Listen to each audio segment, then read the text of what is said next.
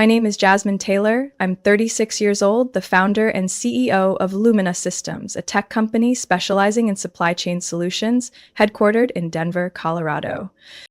After 12 years of building from scratch, surviving 2 near bankruptcies and 3 grueling funding rounds, my company finally secured the biggest contract in our history, a $24 million deal with Crestview Holdings, a major commercial real estate developer in the western United States.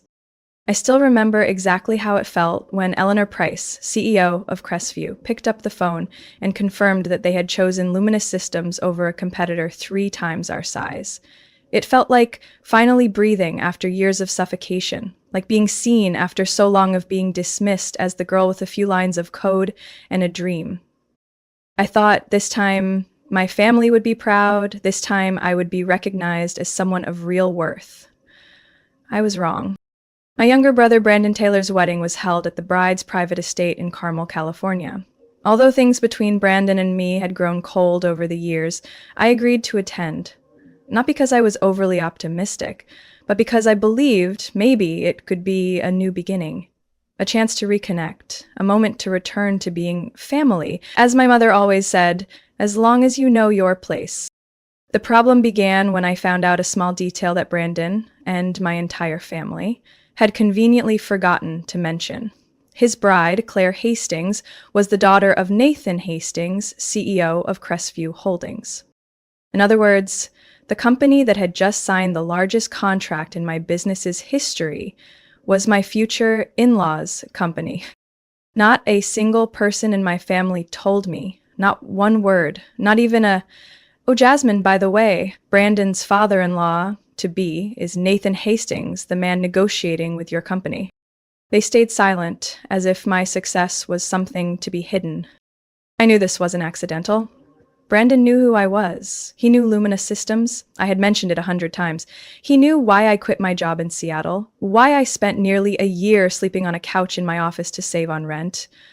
But Brandon never really listened. My mother, Susan, only wrote me 3 lines in the wedding email. "Brandon's wedding will be a big event. Hope you can come. Dress modestly. Claire is pretty traditional." No congratulations. No questions about my work.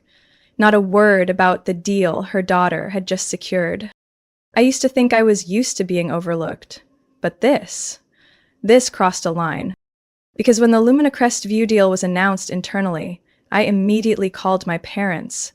I was excited to share. I hoped, genuinely, that this time they'd be proud. I still remember exactly what my mother said, her voice cool and dismissive. "Oh, really? Brandon's marrying Claire Hastings. She's Nathan's daughter. Your contract, that's your thing? The big family event right now is the wedding?" I went quiet.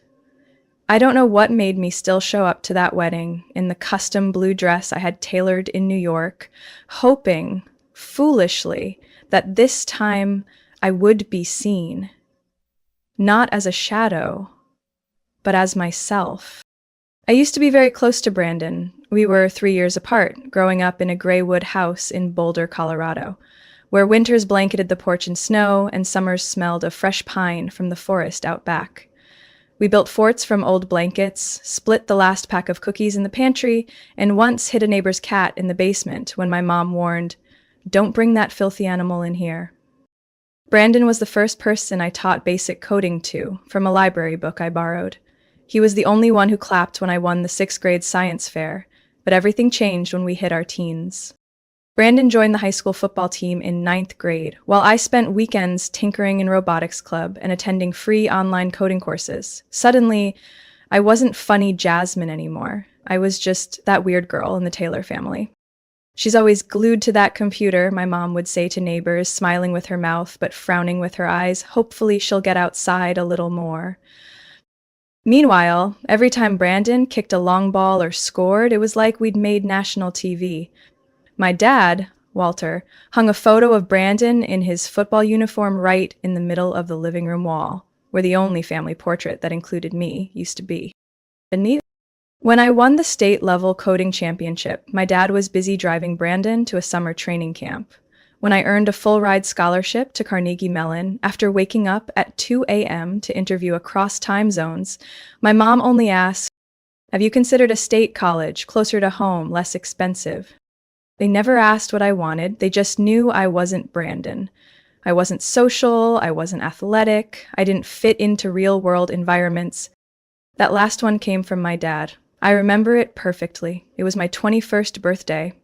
I called to share that I had landed a summer internship in Seattle, my dream company. He was silent for a moment, then offered this. Advice? Jasmine, having a degree is one thing, but real life needs real experience. Not all that online theory stuff. You should learn from Brandon. He understands the real world. Brandon's version of the real world? After graduating high school, with just enough to pass, he got an internship at our maternal uncle's construction firm, then was promoted to project supervisor within 6 months.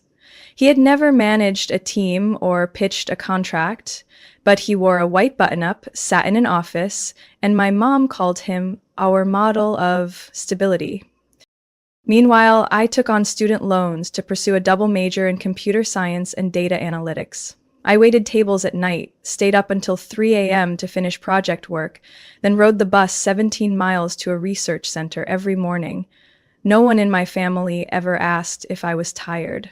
They only sent pictures of Brandon at his community college graduation with the caption, "We're so proud of our son." When I graduated summa cum laude and was invited to stay on as a research fellow, my mom texted, "Congrats, but have you thought about settling down? You're still a girl." And I endured. I kept calling on holidays. I still sent gifts for my parents' birthdays, even when they forgot mine 3 years in a row. I still hoped, foolishly, that one day they'd see that I wasn't invisible. But being left off Brandon's wedding invitation, not even being mentioned despite holding the biggest contract from the bride's family business, that made me realize I was never truly part of this family. I started Lumina Systems on a February night in a run-down studio apartment on the 3rd floor of a walk-up in Denver's Five Points neighborhood. Outside the window, street lamps cast a pale yellow glow over the snow, while in my hand I had nothing but an old laptop, $18,200 in savings, and a small business loan I secured after 3 rounds of interviews with the bank. I placed my desk right beside the kitchenette, pressed against the wall, across from the sofa bed I bought off Craigslist for $100. For the first year I had no office, no employees, just me, a whiteboard hanging loosely from a coat hanger, and the dream of an AI-powered smart supply chain platform I called Orion. Nobody believed in Orion, and certainly nobody believed in me. The first time I called home, my mom's voice rang out like always, sweet at the start, sharp by the end. "Aren't you working a stable job yet?" she asked. "How long are you going to chase this computer thing?" I told her I was trying to build a tech platform for mid-sized logistics and transport companies, a market segment neglected by the big players. She paused for a few seconds, then laughed. "Oh, honey, sounds like you're doing something unusual." Anyway, Brandon just got promoted to team lead at Hastings Building Supply. Looks like he'll make director soon. You should learn to have a plan, like your brother. No one in the family asked if I needed anything. They didn't ask if I could afford rent, if I was eating well, or if I needed someone to review my first legal contract. When I hinted that if my parents wanted to invest, I was open just $5,000 in exchange for equity, my mom sighed. "We don't have money to throw into vague ideas, Jasmine. You need to be more realistic. At your age." At my age, I was only 28. By the 12th month, I could barely keep up with debt payments. Orringham had no clients. I knocked on every bank's door, pitched at every chamber of commerce, attended tech fairs in old warehouses on the edge of town, just for the chance to speak to one investor, one potential buyer, anyone willing to listen past 2 minutes. Then, one March morning, I got an email from an unfamiliar name, Lisa Patel, COO of Mid-Range Foods, a mid-sized frozen food retailer based in Salt Lake City. She had attended a virtual webinar I hosted. one with just 4 attendees. Lisa was one of them. The email had just 3 lines. I was impressed with the model you described.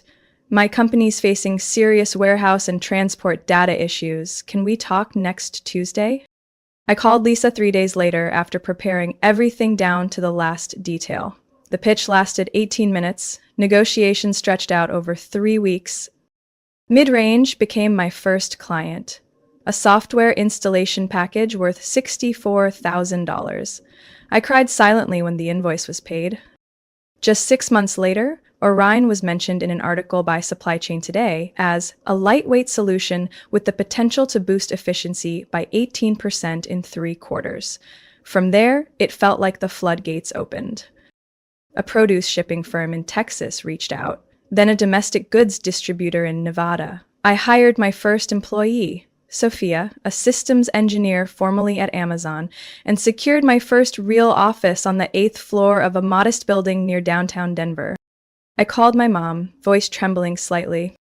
"Oh, Mom, I just signed a new contract. If things go well, Lumina's revenue might hit $1 million this year." She paused, then said, "Brandon just bought a new car, that GMC Terrain. It really suits him." I hung up. But this time, I didn't cry.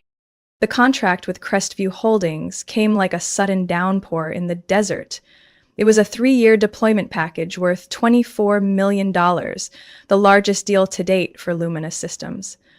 The negotiation took nearly 4 months, beginning at a logistics business conference in Houston, where I gave a short presentation on optimizing interstate transport data. Eleanor Price, COO of Crestview, approached me after that session. She was brief and razor sharp. "I've sat through dozens of hollow pitches. You're the first one who hit exactly where we're bleeding. You have 2 weeks to show me what Orion can actually do." My team and I worked those 2 weeks like our lives depended on it. We built a full prototype for their Albuquerque branch, simulated the entire system for 7 days, and demonstrated a projected savings of at least 14% in operational costs within the first quarter. The result? The contract was signed, and I was invited to the Strategic Partnership Announcement event at Crestview's headquarters in San Diego. I arrived as a CEO. No cocktail dress, no sparkling necklace, just a charcoal gray suit, pointed leather shoes, and the confidence built over 12 years of proving people wrong. And that's where I met him, Nathan Hastings. Nathan arrived 10 minutes late, but the room fell silent as he entered. His silver hair was neatly combed like a luxury watch ad, his bespoke suit fit flawlessly over a broad frame, and his eyes were sharp, like nothing slipped past him. "Jasmine Taylor," he said immediately, no introduction needed. "You're the reason my entire engineering team skipped lunch for 3 weeks. I like that." I shook his hand, returning a professional smile. "Thank you for trusting our solution, Mr. Hastings. Orion's still evolving, but I believe it'll take Crestview even further." "Call me Nathan," he said, then lowered his voice slightly. "And you should know, Eleanor spoke a lot about your capabilities. What she didn't mention is that you're Brandon Taylor's sister." My heart skipped half a beat. "Excuse me, sir?"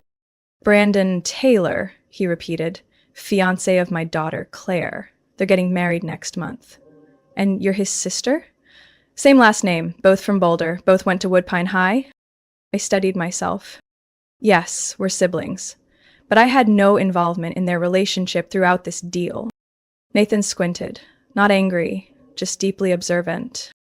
"You think I care about that? No. I'm just surprised that someone as critical as you was never mentioned. Brandon never once said, 'His sister is the CEO of the company we're about to partner with in our largest deal of the year.'" I pressed my lips together. In that moment, every cold phone call, every subject change from my mother, every unanswered message from Brandon lined up like dominoes. My invisibility wasn't accidental. It had been engineered. "Maybe. My brother didn't think it was necessary," I said softly. Nathan gave a slight smile, gaze fixed on me. "That's a shame, because I think if anyone deserves a seat at the head table at that wedding, it's not some high school buddies, but the woman who just helped me save nearly $4 million during the pilot phase. I said nothing more, but something shifted inside me. Not pride, not quite anger, a realization. I had built something so real, so undeniable, that even those who tried to erase me couldn't ignore me anymore. Only now, if Nathan Hastings was the first to recognize my presence, the bigger question remained. Why did my own brother, about to marry into Nathan's family, go out of his way to bury it?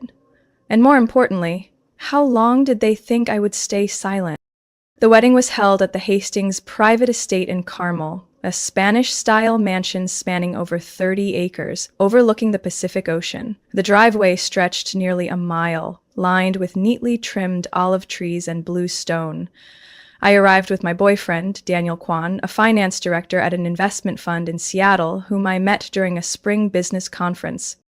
I had spent nearly 2 weeks preparing for that day, choosing an outfit, rehearsing a speech. I'd been informed I would give a brief toast during the honorary reception, and most of all, preparing myself emotionally. Despite past slights, I hadn't expected them to erase me completely from my own brother's wedding.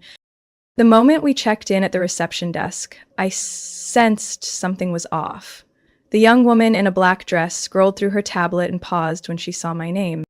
Jasmine Taylor, +1, please wait here a moment, I'll get the manager. I raised an eyebrow but nodded. Daniel looked at me with a quiet, "Is something wrong?" in his eyes. I whispered, "Probably just a small mix-up." 5 minutes later, a middle-aged woman, Angela, the event manager, arrived, speaking in a low, rushed tone.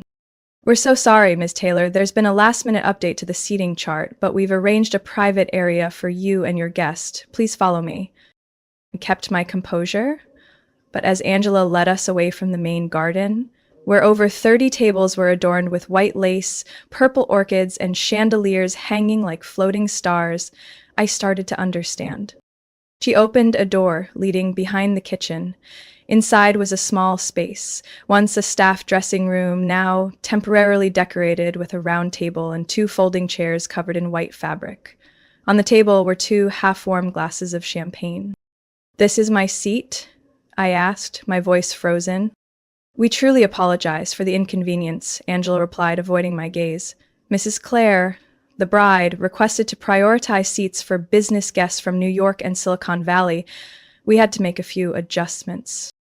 Daniel leaned toward me, his voice low but firm. "They're treating you like an afterthought." Before I could respond, a familiar voice came from behind. "What's going on here?" I turned. Claire, wearing a crystal-embellished mermaid gown, her makeup flawless like a bridal magazine cover, stood, holding a glass of champagne, lips curled in a half-smile. "Oh, Jasmine, I heard there was a little hiccup. Such a shame. There wasn't room for everyone at the main table. But I'm sure you understand. My father's guests are a key part of this year's strategy. Hope you don't mind." I took a deep breath. "Claire, I'm the groom's sister and CEO of the company providing a software solution worth over $20 million to your family." She smiled, raising her glass.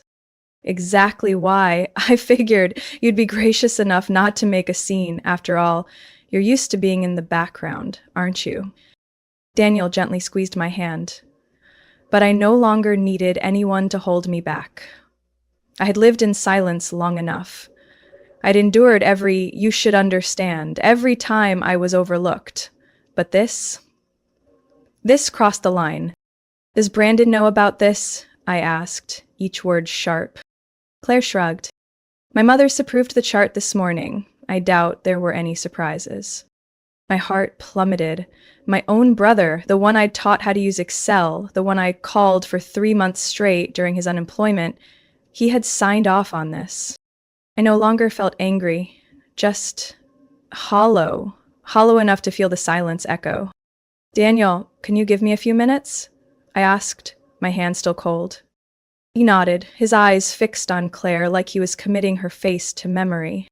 I stood alone in the auxiliary storage behind the kitchen, surrounded by the scent of grilled salmon, the clatter of silverware, and the hushed voices of kitchen staff pretending not to see me. My face burned, not with rage, but shame.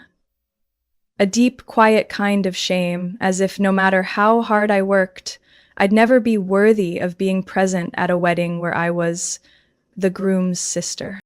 I pulled out my phone. My hand still trembled, but my mind had never been clearer. The first call was to Alan Hayes, Lumina's senior legal counsel. Jasmine? His voice held a hint of surprise. Alan, prepare the termination documents for Crestview Holdings, effective immediately. I'll sign the hard copy Monday morning. Sorry, what? Is there a problem with the rollout? No. The problem is ethics and basic respect. I hung up. No further explanation. Straightening my blazer and wiping away the smudged mascara beneath my eyes, I stepped out of the kitchen and back into the garden. Daniel waited at the edge of the lawn, his eyes asking, "Are you okay?" I didn't answer. I walked straight toward the head table, where Nathan Hastings laughed with 3 men in slate gray suits, wine in hand. Brandon sat beside him, his face slightly tense. Claire was chatting with someone from media, unaware I was approaching. I stopped beside the table. "Nathan," I said calmly, yet coldly, "I need a minute." He turned, clearly surprised to see me. Aspering, "What's going on?" I met his eyes. "I just contacted Lumina's legal team to terminate our contract with Crestview, effective immediately." The music continued, but around the head table, silence dropped like a curtain. Brandon looked up, pale. "What did you say?" Nathan's voice dipped low. "This isn't about Orion, or software, or KPIs, or cost efficiency. It's about how you treat partners, especially when you think they're just the groom's sister. I was seated in the kitchen, wasn't I? With your daughter's and my brother's consent." Claire started to speak, but I raised a hand. "Don't, Claire. I have the receipts. Emails from the event team, the approved seating chart from this morning. You confirmed it yourself in front of at least 3 people. I don't need your explanation." I turned to Nathan. "I can't allow Lumina to continue with a company that can't distinguish between family ties and professional respect. If you think I'm the kind of woman who can be shoved aside at a wedding and still send monthly software updates without question, you're mistaken." Brendan stood. "You're blowing this out of proportion. It's just a seat. Do you have to ruin my wedding?" I looked at my brother, the one I stayed up nights helping with job applications, the one I paid summer tuition for out of pocket. "No, Brandon, this isn't about the seat. It's about 15 years of being treated like a shadow in my own family. And you stood by nodding, clapping, letting it happen." I looked around the table. At least 4 CEOs and investment executives watched the whole thing unfold. If any of you think I'm an impulsive woman tearing up contracts over a bruised ego, I'm fine with you walking away. But if you've ever been treated like your worth was invisible and still stood up to build something real, maybe you understand. 1 second, 2, 3. The first to nod was Greg Lambert, development director at Rixer Group, who'd ghosted 3 of my demo pitches in the past. "I think," he said, "we need a meeting with Lumina as soon as possible." Then 2 business cards slipped into my hand. No one objected. Claire's face flushed. Nathan said nothing. He just exhaled and murmured, "You surprised me, Jasmine, but maybe I needed to be surprised." I nodded. And I needed to be seen. Not as someone's sister. As myself. As I turned away, Daniel came beside me, squeezing my hand. "You just did something they'll never forget." "I don't need them to forget. I just need them to remember the right person." We left the party under stunned eyes and whispers behind our backs. As Daniel's car turned out of the Hastings estate, I sank into the seat, kicked off my heels, and let out a long breath, like I'd just come out of a psychological surgery without anesthesia. My phone buzzed endlessly in my purse, but I didn't look. I knew exactly who was calling. The first message popped up as we exited the freeway. "Call me back now. You ruined everything, Brandon." Then one from my mother. "You're shaming the entire family. Do you even know what Scott had to do to secure that opportunity?" I quietly locked the screen and dropped the phone back into my bag. Daniel glanced over. "Want to talk about it?" No, not right now. I just want some silence. Okay, he said gently, hands on the wheel. But when you're ready, I'm here. The next morning, I woke to a flood of emails, texts, and 4 missed calls from my father. Walter, the same man who never interfered in women's business, unless Brandon's reputation was on the line. By late morning, I got the call I couldn't avoid, my mother, Susan. I picked up not to hear her blame, but because I needed to face the wound.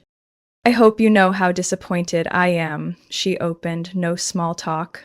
That was your brother's wedding, the biggest day of his life, and you turned it into some kind of unnecessary power play. Mom? I cut in, voice steady. Have you ever once asked yourself why I ended up in the kitchen at my own brother's wedding? It was just a seat, Jasmine. I let out a short laugh.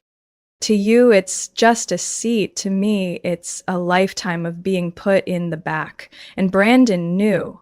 He stood by. And you've always thought he deserved more. No matter what. Don't blame the family just because you feel slighted. Brandon is on the verge of something big, and if Richard Hastings pulls out of the deal because of this, that's the problem, isn't it, Mom? I gripped the phone tighter. It's always about money, positions, who benefits. Never about right or wrong. She went quiet for a few seconds, then hung up. No goodbye.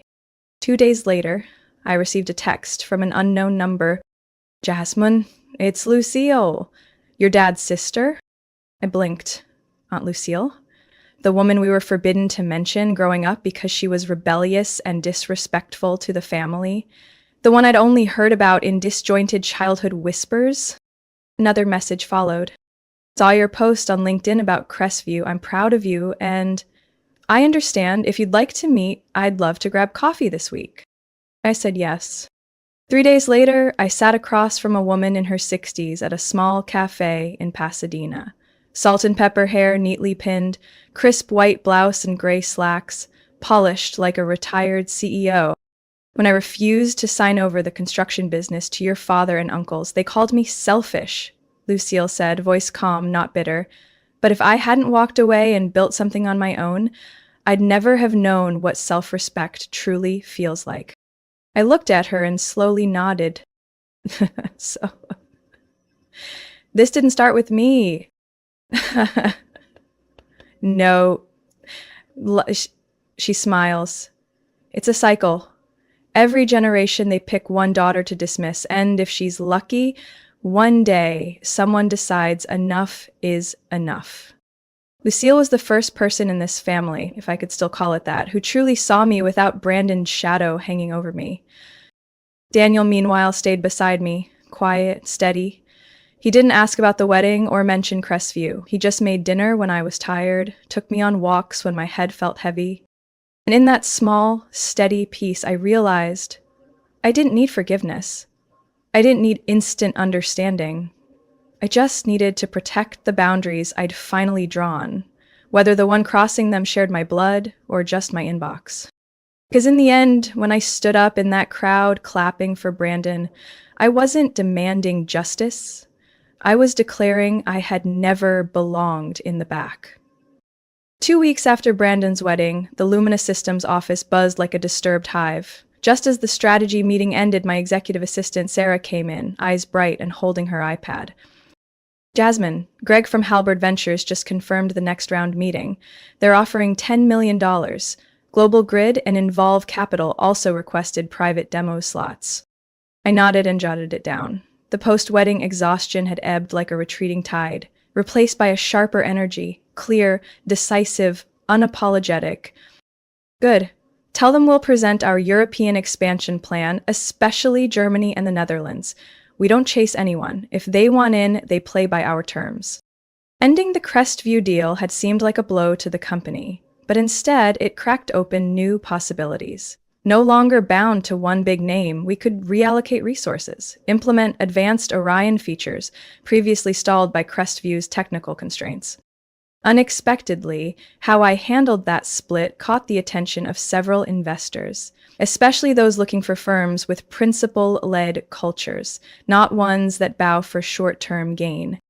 The next month, I was featured in Fortech Weekly's Women to Watch. My portrait, not in a cocktail dress, but my favorite charcoal gray suit, appeared on the secondary cover. The headline read, "The CEO who walked away from $24 million and got double back." Daniel printed it, framed it, and hung it outside my home office.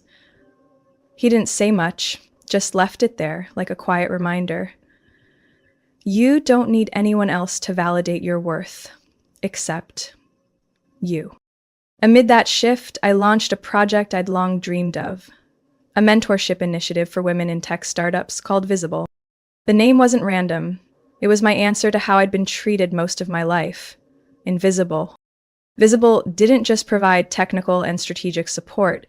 It hosted deep dive coaching sessions on boundary setting, navigating investor manipulation, and, most importantly, reclaiming personal value in an ecosystem that so often defines women by who they're connected to, not what they've built. The first launch event was held in a modest convention center in Boulder. Attendees came from Seattle, Austin, New York, Missoula, and when I stepped on stage, I opened with, "I'm Jasmine Taylor.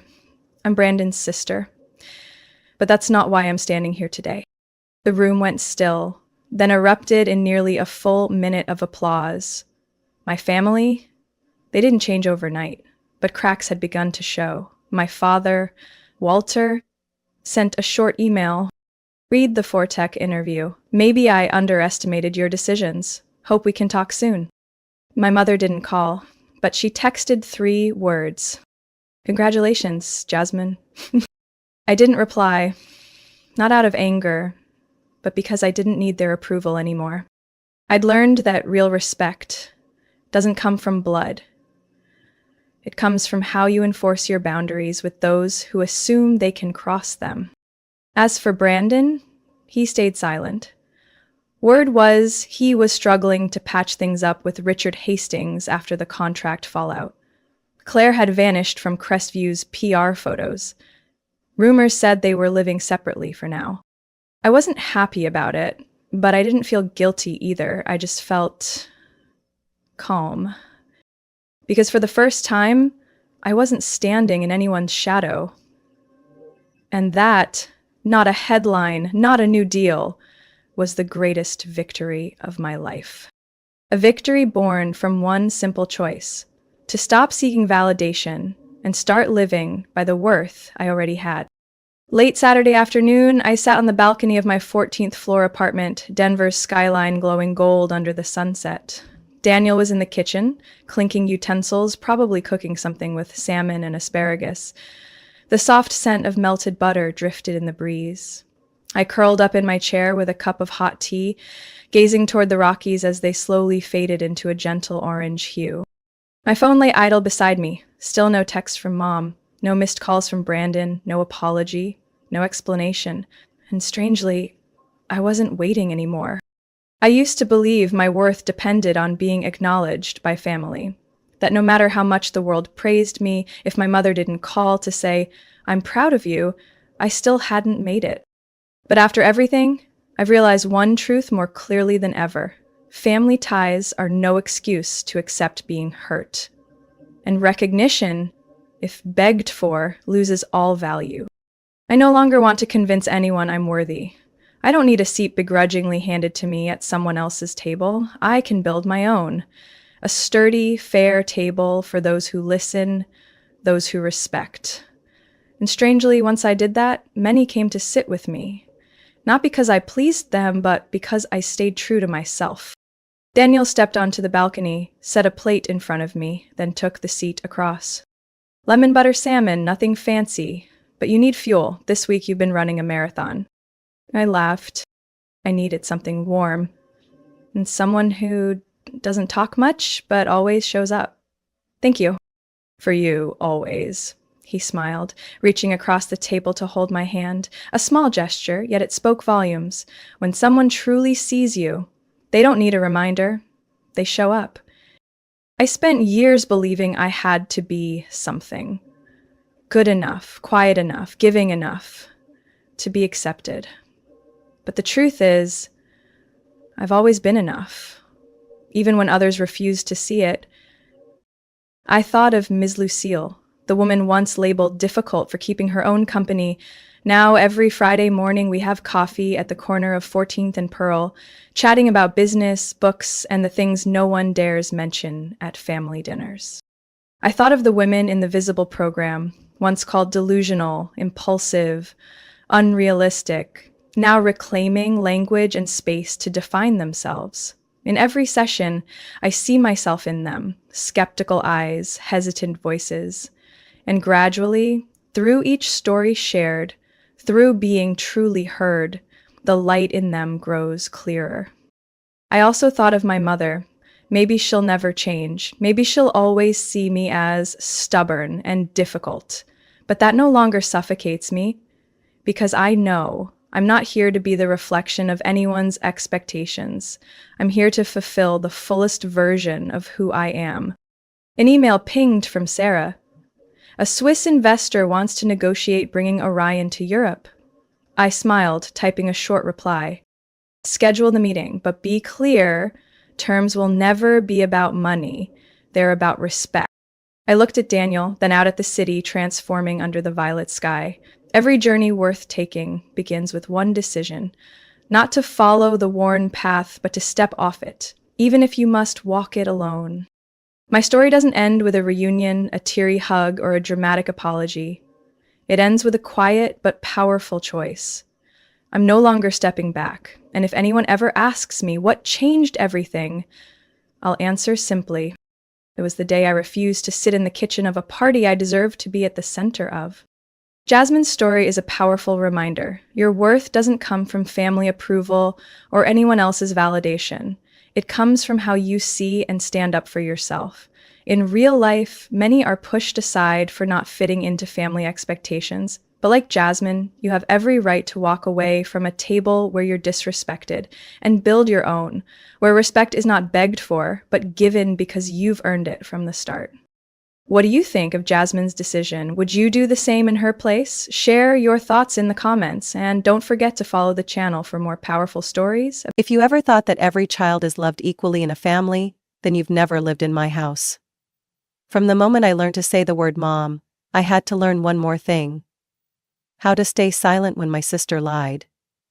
I still remember my 10th birthday. The cake, the presents, the games, everything was meant for someone else.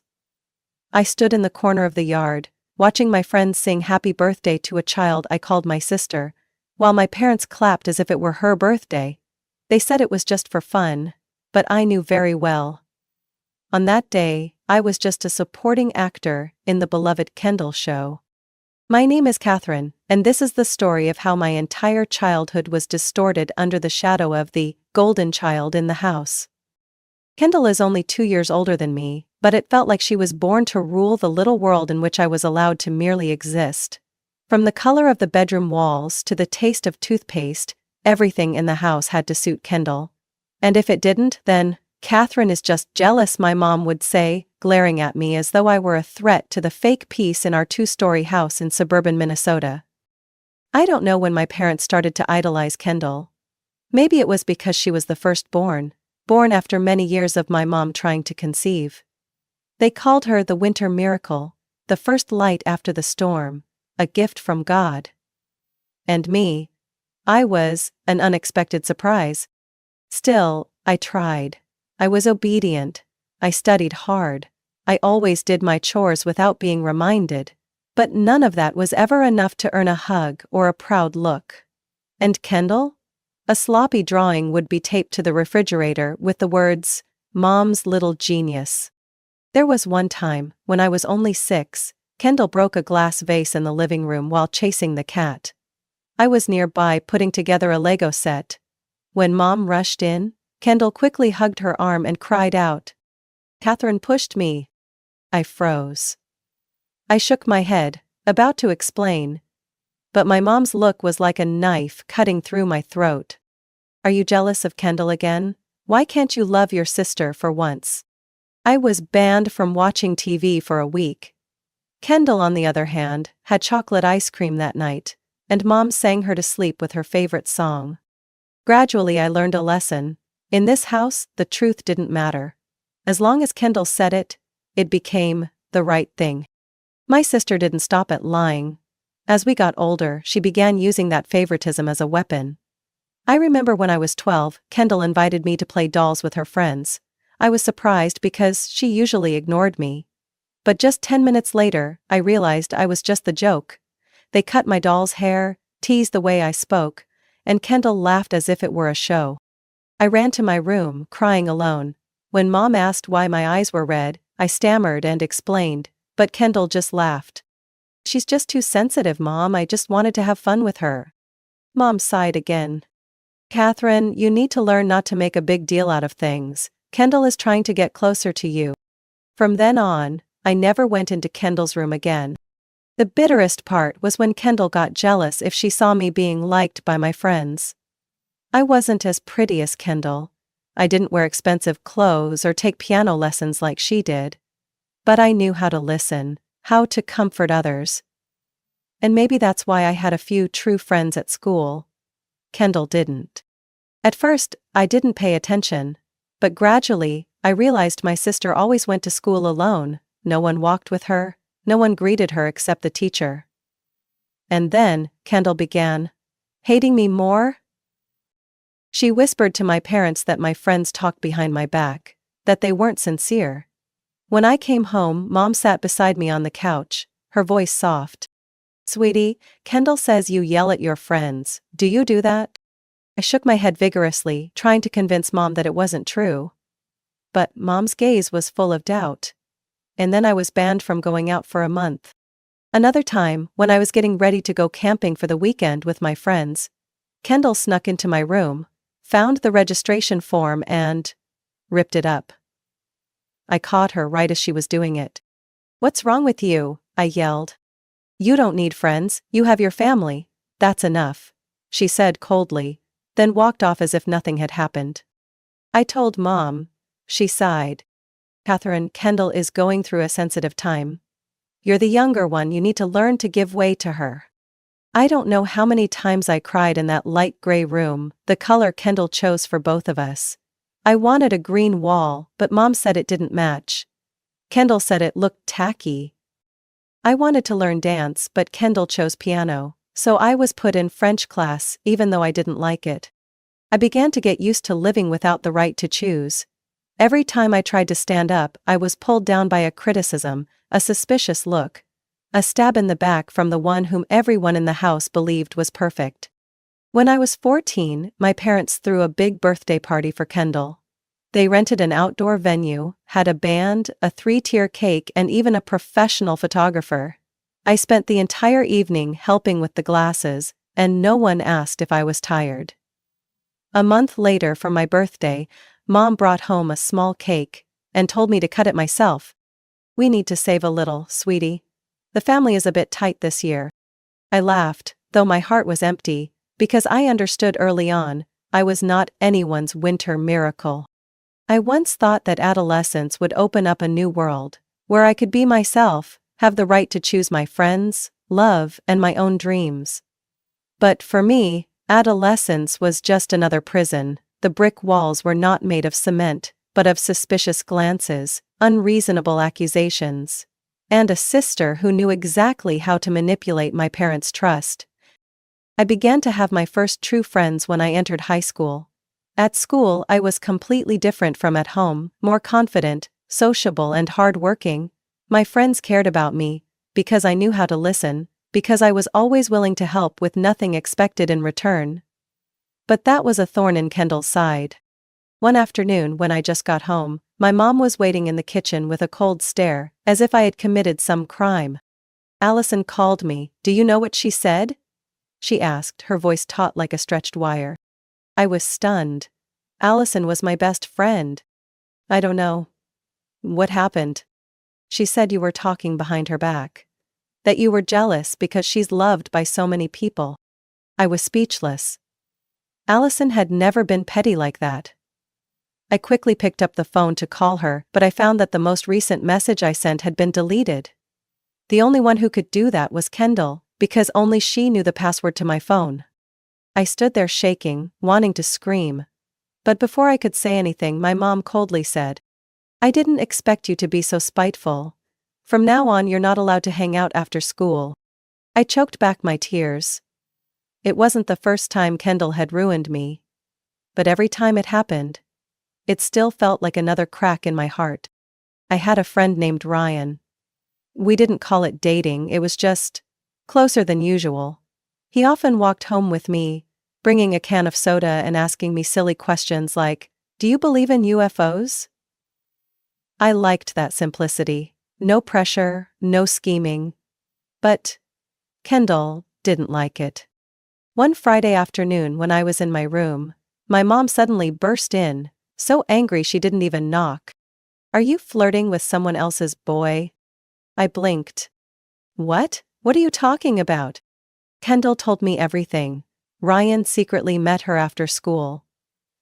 She said the boy was flirting with her behind your back, but she turned him down because she cares about you. I almost laughed at the absurdity. Ryan didn't even know what grade Kendall was in, but my mom didn't bother to check. She only knew one thing. Kendall never lied. After that, Ryan avoided me. I texted, I called, but no response. A week later, I saw Ryan at the basketball court. He looked at me, his eyes cold, then turned away. I knew. I lost another person. Not long after, I decided to try dating someone else, Jacob. We met through a Spanish class.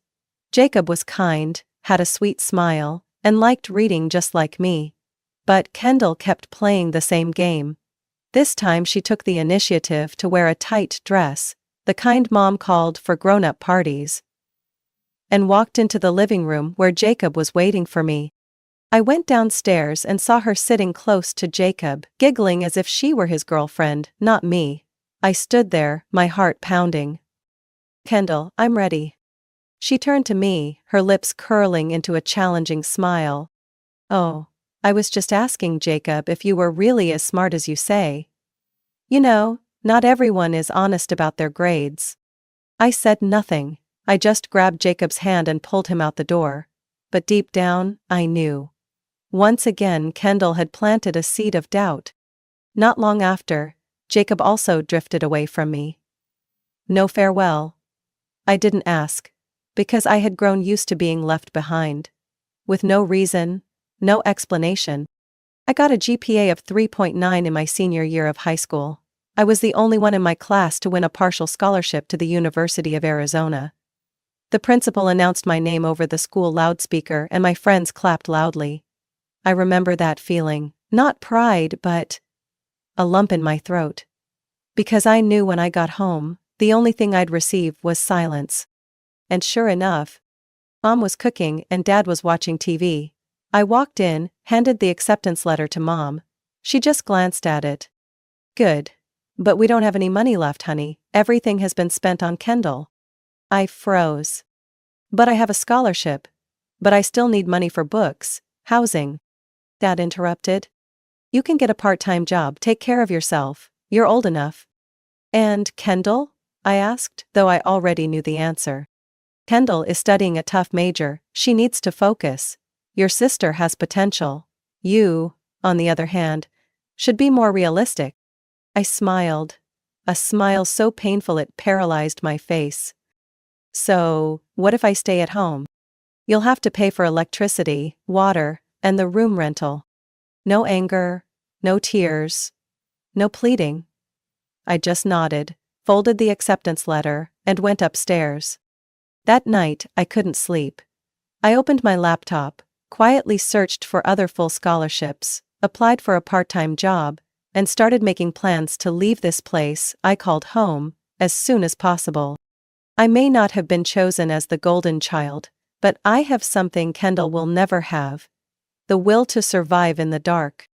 I once read somewhere that when there's no way out, that's when a person truly rises. For me, that moment wasn't a fall, but a series of days being pushed back little by little, until my back was pressed against the wall, and there was no one left to pull me up. I began each new day with a cup of cold coffee and Kendall's disdainful gaze, now 20 years old, having dropped out of college after the third semester due to mental pressure, according to my mom. She still slept until noon, played games until late at night, occasionally posted a few pictures with the caption, "Healing Vibes," while I woke up at 5 a.m., studied until midnight, and tirelessly applied to every scholarship I could find online. I couldn't afford to buy a new SAT prep book, so I went to the library every week, took pictures of each page with my old phone, and studied through that tiny screen every night. I asked to work as a barista at a coffee shop 2 miles away, walking both ways no matter if it was snowing or raining. And Kendall? She got a used car for her 18th birthday from my parents with the message, "You are the only pride of the family." It's okay. I didn't need a car, I needed a ticket to get out of this suffocating cocoon. Then, after almost a year of living like a machine, study, work, I received an email. "Congratulations, you have won a full scholarship for a psychology major at the University of Wisconsin-Madison." I didn't cry. I just quietly stared at the screen, feeling like every cell in my body was finally breathing, for the first time after years of being suffocated. I didn't tell my parents immediately. I knew that if I told them privately, they would ignore it as if they never heard. So, I decided to post it publicly. The photo was of me sitting in front of the computer, holding the acceptance letter, with the caption, "A new chapter officially begins. Full scholarship, tuition, housing, books, all thanks to my own efforts. Thank you, family, for teaching me to be strong in silence." I knew the last sentence would make them uncomfortable, but I didn't care anymore. Less than an hour later, Aunt April, my mom's sister, commented under the post, "So proud of you, Catherine. You deserve this more than anyone." The comment got over 100 likes. I noticed my mom was unusually quiet the entire evening. But I knew they had seen it. And they knew they couldn't stop me without revealing their true faces. The next evening, my dad came into my room, holding a piece of paper. "Your mom and I need to talk." I walked into the living room and saw Kendall sitting on the sofa, legs crossed, tapping on her phone, as if nothing was worth worrying about. My mom began in a syrupy but calculated tone. "Catherine, we're very happy for your scholarship. But you know Kendall is going through a tough time, having therapy and not able to work." I clenched my teeth, knowing exactly where this conversation was headed. "So," she continued, "if you want to stay at home before you leave for college, you'll need to contribute to the living expenses." I looked at her, saying nothing. "How much?" I asked. My dad interlocked his fingers, his voice flat. "Make $350 a month, including food, utilities, and internet." I laughed, a short, dry laugh choked in my throat. "Kendall's here, not paying a dime, 3 meals, a free car, sleeps all day, and I have to pay to live in the house I grew up in?" My mom flushed red. "Don't be rude, your sister is suffering, she was an honor student." I snapped. "What about me? I'm the one who wasn't invited to celebrate, even though I have a 3.9 GPA. I'm the one who wasn't allowed to take yearbook photos because you said Kendall was stressed and didn't want to see me bragging." Kendall looked up, squinting. "You're overreacting, Kat." "No, I'm just waking up." I pulled out my wallet and placed $350 on the table, all the money I had saved from my job at the coffee shop. "Here. The last month's rent. Consider it rent, but after today, I won't be living here anymore." I walked back to my room, closed the door, and for the first time, felt free. 3 weeks later, I left home with a suitcase full of clothes, a backpack with my laptop, and $1,200 left in my account. I took the earliest bus to Wisconsin. No one saw me off. My mom texted me a single line. "You made your choice, don't blame us when things don't go as you expect." I didn't respond. I was too busy. Breathing in the air without Kendall, without the favoritism, without the doubtful glances every time I smiled. Life in the dorm was far from easy. I had 3 part-time jobs, studied late at night, and grabbed every free minute to read. But I didn't complain, because every second I spent here, even when tired, hungry, or lonely, was a second that belonged to me. While I studied to become a counselor, I heard that Kendall had signed up for an online baking course but quit halfway. She was still living at home, still doing nothing. And my parents continued to protect Kendall, as if she were a misunderstood angel. One day, while scrolling through Facebook, I saw my mom post a picture of Kendall smiling next to a birthday cake. The caption read, "My beloved daughter who inspires the whole family." I didn't feel sad, I just smiled. I didn't need to inspire anyone, I just needed to ignite the fire within myself. I once thought that if I ever got married, the only thing that would make me cry would be the moment I said, "I do." Not because I was betrayed again. But then I was wrong. And this time, it wasn't me who would fall. It was someone else. I met Matthew at a seminar on psychology and juvenile justice at the University of Wisconsin.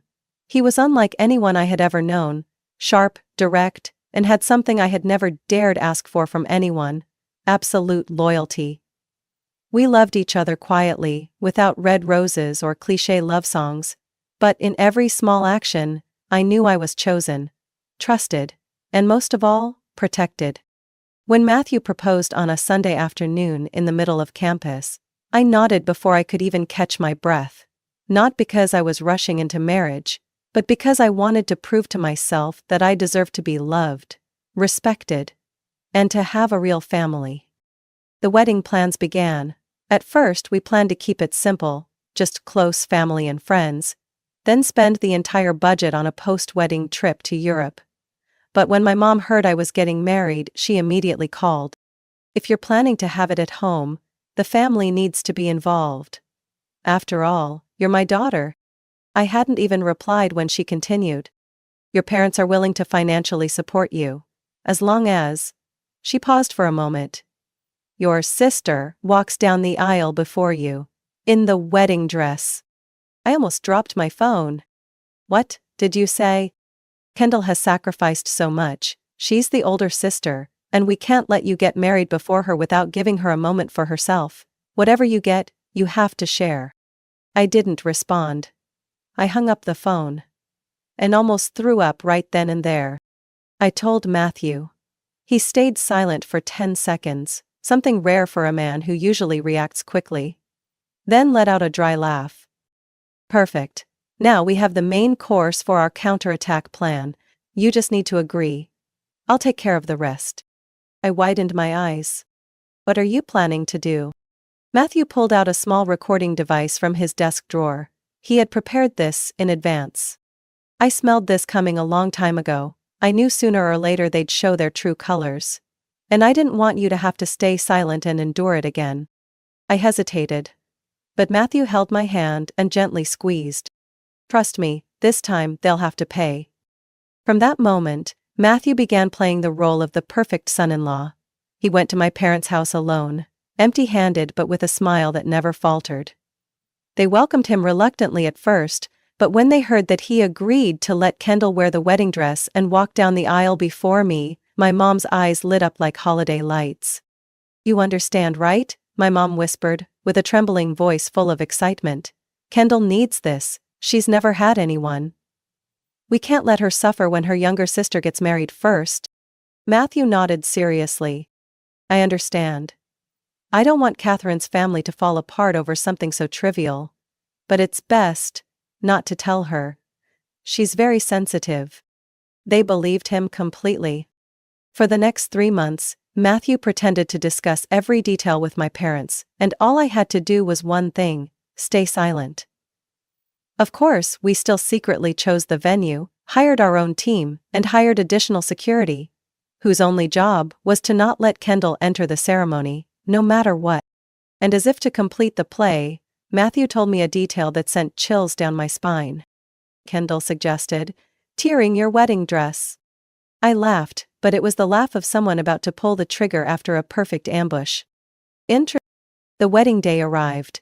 Everyone was invited to the actual venue, a small, charming chapel in the suburbs of Madison. My parents were given a different time slot and were told to bring Kendall later. Right at the moment when the bride would walk out. We positioned security at the gate. When Kendall, just as expected, appeared in a pristine white wedding dress, with my mom holding the train as if she were a queen, the security guard immediately raised his hand to stop her. "Sorry. You're in the wrong place. The bride has already entered." My mom's eyes widened. "What? I'm the bride's mother. My daughter's name is Kendall." "No ma'am, Catherine is the bride, and Kendall's name is not on the guest list." Inside, I stood waiting behind the chapel doors. My best friend from college pretended to run out to the bathroom, then circled around the front to create a distraction, preventing my dad from entering and changing the plan. Music played. The doors opened. I walked out, alone. No dad, no mom, no Kendall. All eyes turned to me, whispering. Some raised their eyebrows, others leaned over to their friends and whispered, "What's going on?" I smiled. Gently. Beautifully. Free. Matthew waited for me at the end of the aisle. As I approached, he whispered, "You look stunning. And you just won." The ceremony went smoothly. None of the three of them came back. But what happened outside? I was told later through a video from friends. Kendall screamed, cried, threw herself on the ground like a 3-year-old, yelling that I had stolen her special day. My mom could only scream. That damn son-in-law deceived the whole family. Matthew then accidentally went outside, pretending to know nothing, and denied all accusations. He even said something that made everyone outside completely believe him. I never thought a family would make the bride wear a wedding dress when she's not the bride. And just like that, in one afternoon, Kendall, the golden child, was exposed to the relatives, while my parents became the laughingstock of everyone. We returned to the wedding, celebrating as if no one had tried to ruin it. I stood in the middle of the reception, a glass of wine in hand, looking around at the faces of people who truly loved me. And for the first time in my life, I was no longer the shadow of Kendall. The satisfaction didn't come from applause or compliments after the wedding.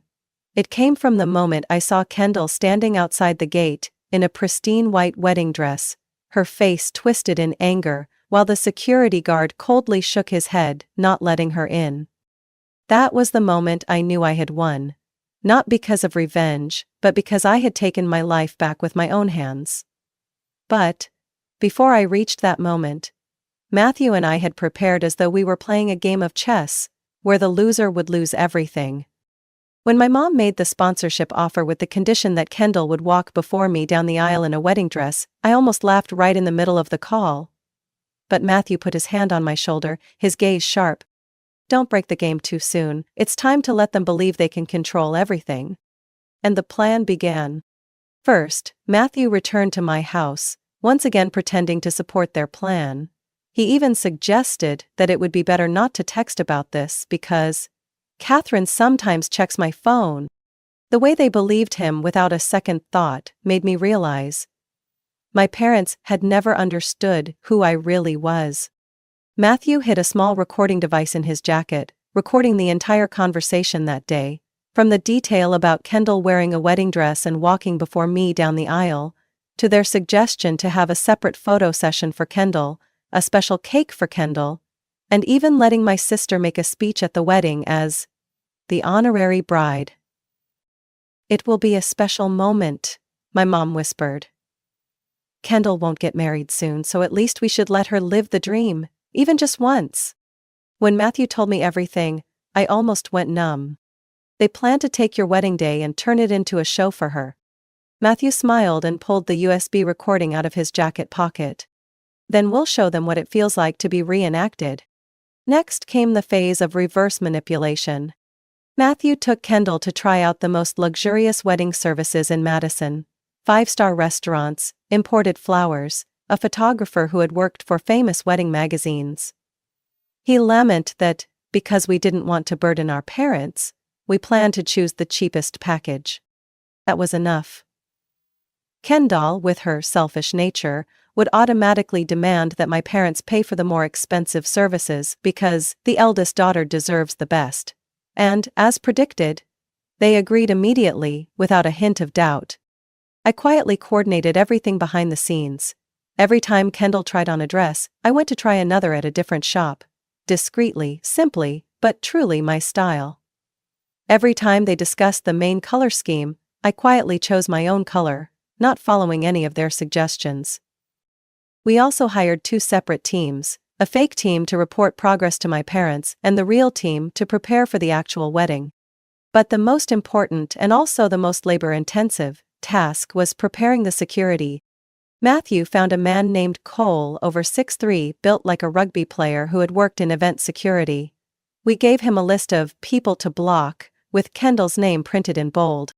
Your task is, do not let Kendall into the wedding, no matter what, Matthew stated clearly. But stay calm, don't cause a scene. Just tell her she's at the wrong place.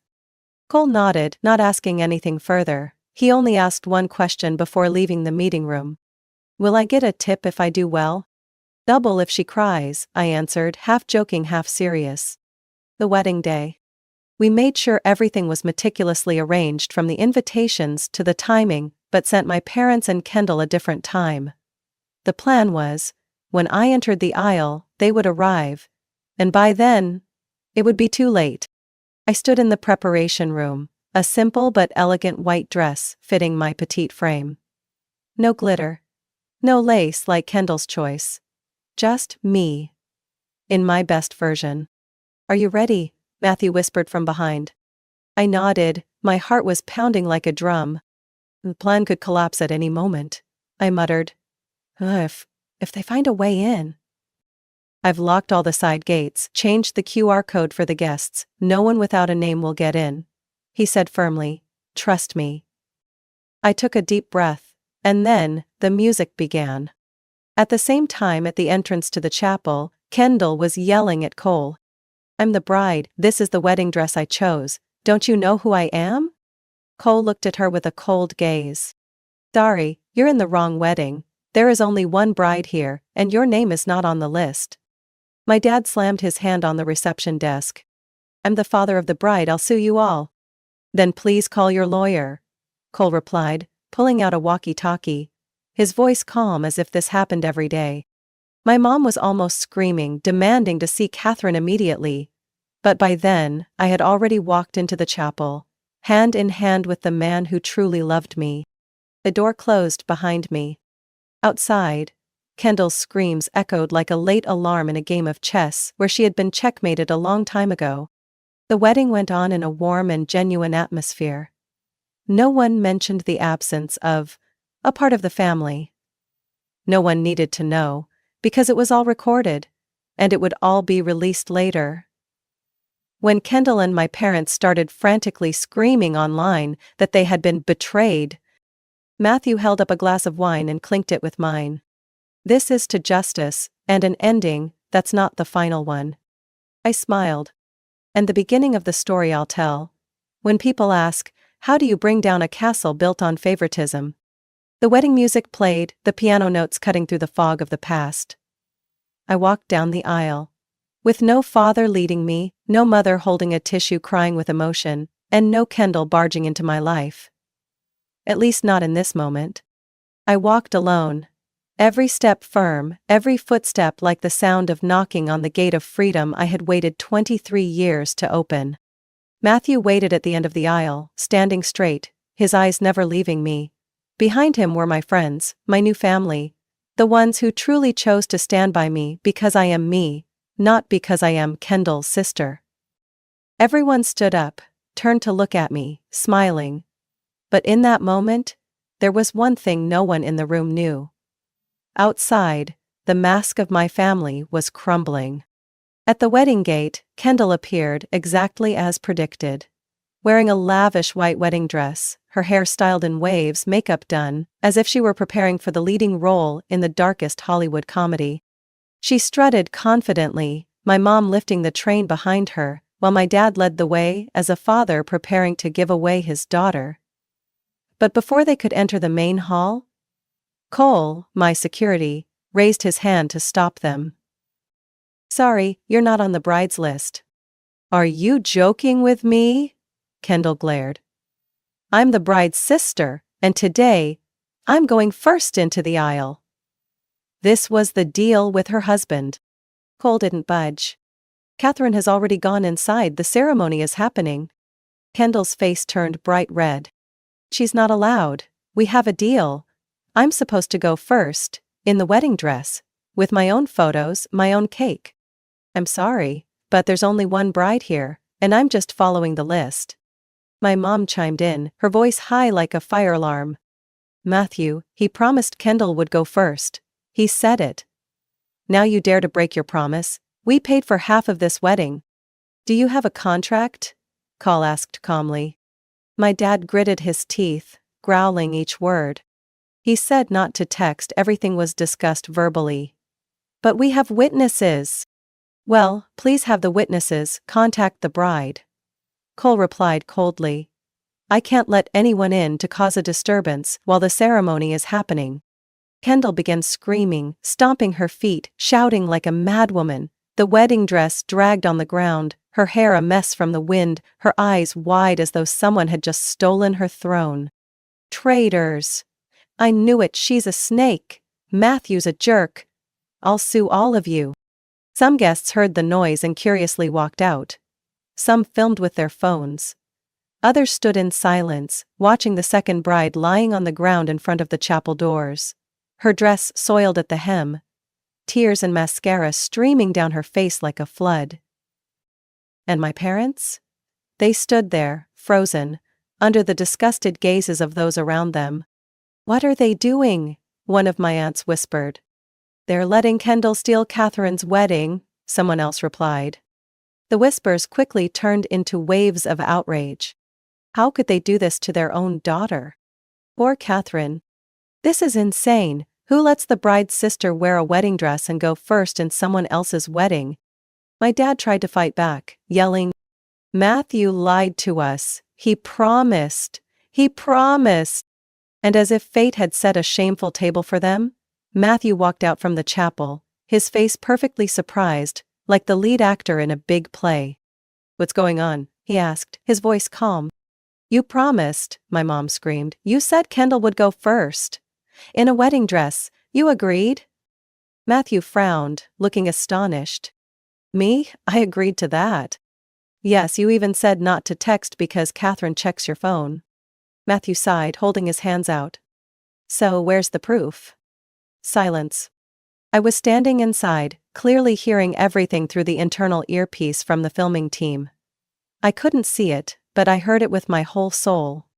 Out there, the man I loved exposed my family with the coldest calmness I'd ever known. It's very convenient that there are no texts, and no one but you knows about this arrangement. Matthew said, his voice even. I never promised anything. In fact, I think having the bride's sister wear a wedding dress and go before the younger sister on the wedding day is terrible. You, my dad stammered. I don't know who orchestrated this plan, but if I were an outsider and saw a girl lying on the ground in a wedding dress at her sister's wedding, I'd think she needs to see a psychiatrist, not a photographer. Some people laughed, some sighed, some turned away, too embarrassed for them. My mom pulled Kendall up. She screamed, trying to break free. No, I'm not going anywhere. This is my day, not hers. I've dreamed of this day my whole life. Then you should have dreamed as a guest, Matthew said coldly. Because the bride today is not you. My dad lunged at Matthew, but Cole and two other security officers stood between them, their gazes like steel. Leave the area immediately, Cole ordered. Kendall screamed one last time, then collapsed to the ground, gasping like she was about to faint.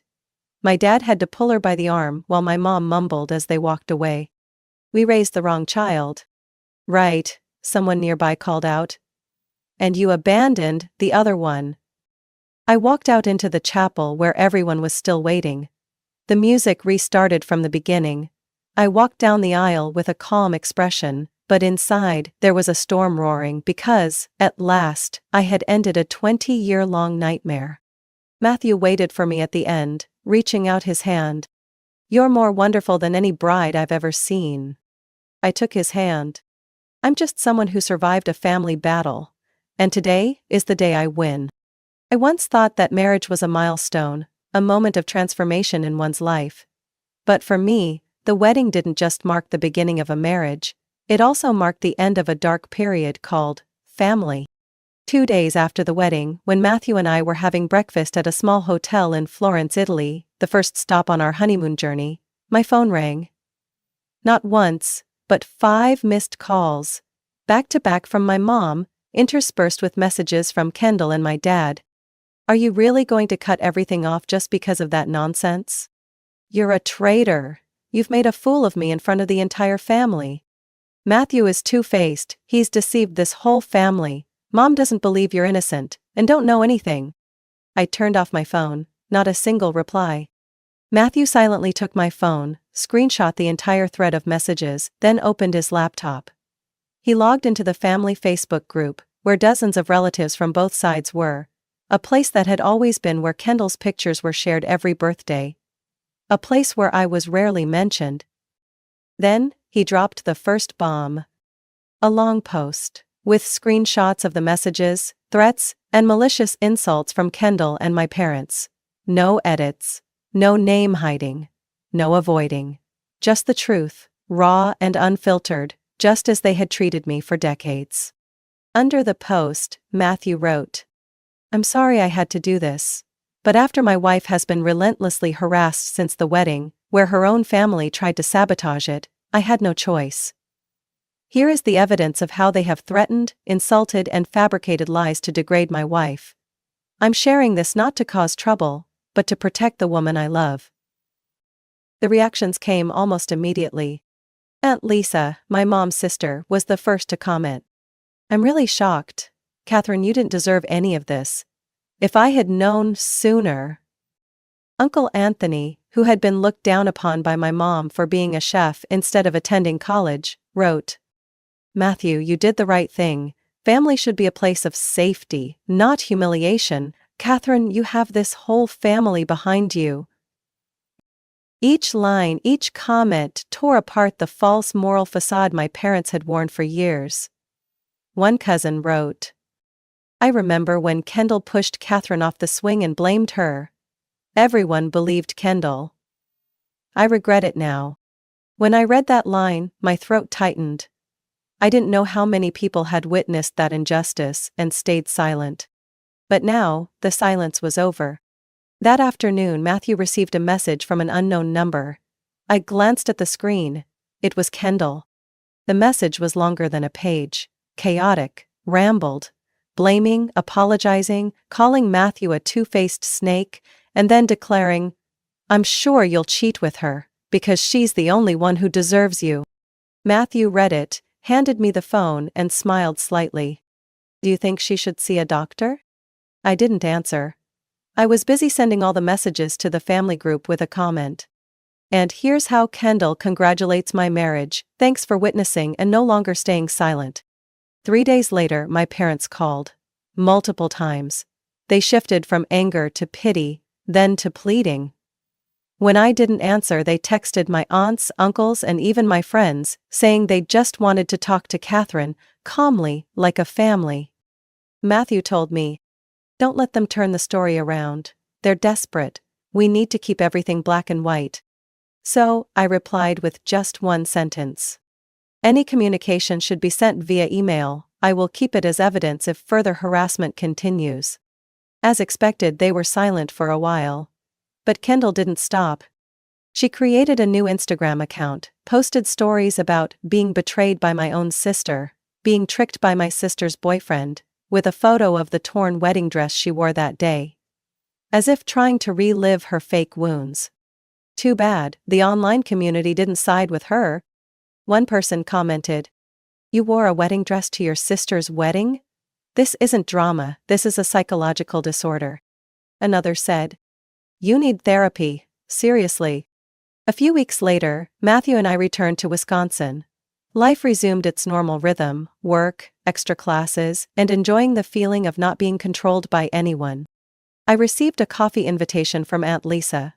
She hugged me tightly when we met, then cried uncontrollably. "I'm sorry. I didn't know things were this serious. I thought you were okay." I stayed silent, maybe because I had gotten used to hiding it. "But now?" "You're okay," I said gently. "Because I've learned to protect myself. And I have Matthew."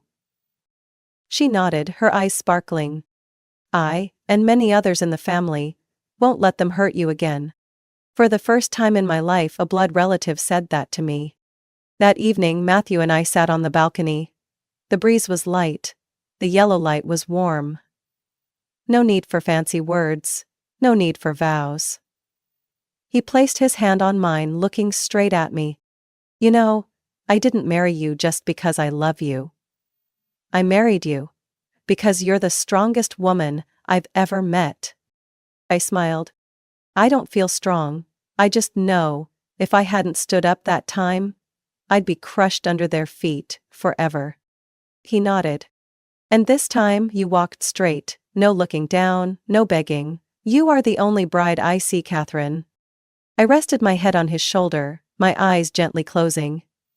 In that moment, I was no longer the forgotten second child. No longer Kendall's shadow. I am Catherine. I am a wife. I am the chosen one. I am the one who finally broke free and lived a life that truly belongs to me. From a girl once overlooked, exploited, and trampled on by her own family, Catherine rose with resilience and self-respect. Her story proves that no one is born to be someone else's shadow. When you dare to say no, stand up for your self-worth, and seek those who truly appreciate you, you don't just get justice, you find freedom and true happiness. Catherine didn't just survive, she triumphed. What do you think about Catherine's journey and how she faced her family? Leave a comment below to share your thoughts. Don't forget to follow the channel so you don't miss the next heartfelt family stories and profound lessons. I once thought luxury could compensate for freedom. I was wrong. Terribly wrong. If you believe that living in a 30-room mansion in Palo Alto, being chauffeured around in a limousine, and dining under crystal chandeliers is heaven, then you need to hear my story. My name is Isabella Carter, the only daughter of Philip Carter, CEO of Carter Dynamics, one of the most powerful tech empires in America. But behind those gilded walls, my childhood was nothing short of a life sentence, with no chance for parole. My father didn't raise a child, he molded a product. From the time I could walk, every step, every word was monitored and adjusted carefully, as if I were a long-term investment worth millions of dollars. I learned to behave like a lady before I could even tie my own shoelaces. Diplomacy lessons, ballet classes, speech training, all scheduled by the time I was 4 years old. No screaming, no crying loudly, no showing weakness like ordinary children. Those ironclad rules were etched into every breath I took. At 13, while my friends eagerly attended summer camps and sleepovers, I was locked in a study room with a private tutor, drilling SAT practice tests from 7 in the morning until 9 at night. "Isabella," my father said, his voice cold and sharp as steel, "the heir to Carter Dynamics has no right to fail. You will get into Stanford. No Stanford, no daughter." I nodded, my hands clenched under the table until they turned white, hiding the panic rising in my chest. At 17, I met the expectation. Accepted into Stanford Business School with honors scholarship. But the only acknowledgement I received from my father was a stiff nod at the orientation ceremony, as if I had merely completed another checkbox on his life blueprint for me. By 24, I was officially promoted to Director of Strategic Development for the West Coast region. A title that sounded impressive but, in truth, made me just another pawn in his cold business empire. I worked 70 hours a week, signed countless million-dollar contracts, but no one ever asked if I was happy. No one cared if I cried myself to sleep every night. The final piece of my father's master plan for my life was laid out at a family dinner on my 25th birthday. He placed a white envelope before me, his gaze leaving no room for protest. "This is your engagement to Levi Montgomery?" he said coolly, sipping expensive red wine. Levi Montgomery, heirs to Montgomery Holdings, a handsome young man from a prestigious family and, most importantly, a perfect pawn in Carter Dynamics' expansion ambition. I sat there, frozen, my hands icy cold, while my mother, the woman who had never once stood up for me, smiled with satisfaction as if she had just sealed a lucrative deal. "Everything is arranged," my father continued, his tone as mechanical as reading out a contract. "The wedding will take place at St. Patrick's Church next June. Afterward, the Carter and Montgomery families will officially merge. An unstoppable empire." I wanted to scream. I wanted to flip the table draped in white silk, to hurl that damned envelope into the roaring fireplace nearby. But I just sat there, silent, like a porcelain doll expected to smile, expected to nod obediently. I need time to think," I mumbled, my voice weaker than the cold, expensive windows. "It, proves that—" My father narrowed his eyes, staring at me as if I had uttered the most idiotic thing he had ever heard. "Isabella, you don't need to think," he said icily. "You just need to do exactly what I tell you, don't disappoint me." The dinner ended in a suffocating, heavy silence. I stepped out onto the balcony, shrouded in cold mist, gazing down at the dazzling lights of Palo Alto below. The world was supposedly at my feet, but my heart felt utterly hollow. I wondered, if I truly plunged into this plan, living according to his script, would there come a day when I wouldn't even recognize the person in the mirror? In the distance, headlights streaked by, like blurred ribbons. And for the first time in my life, a terrifying but liberating thought crept into my mind. Maybe, to truly live, I had to be willing to lose everything. That Saturday morning, it poured rain like the sky was breaking open. I had just left another mind-numbing business meeting with the Carter Dynamics board of directors, my chest hollow and nauseous. My silver Mercedes-AMG sped along Highway 280, windshield wipers thumping uselessly against the suffocating storm.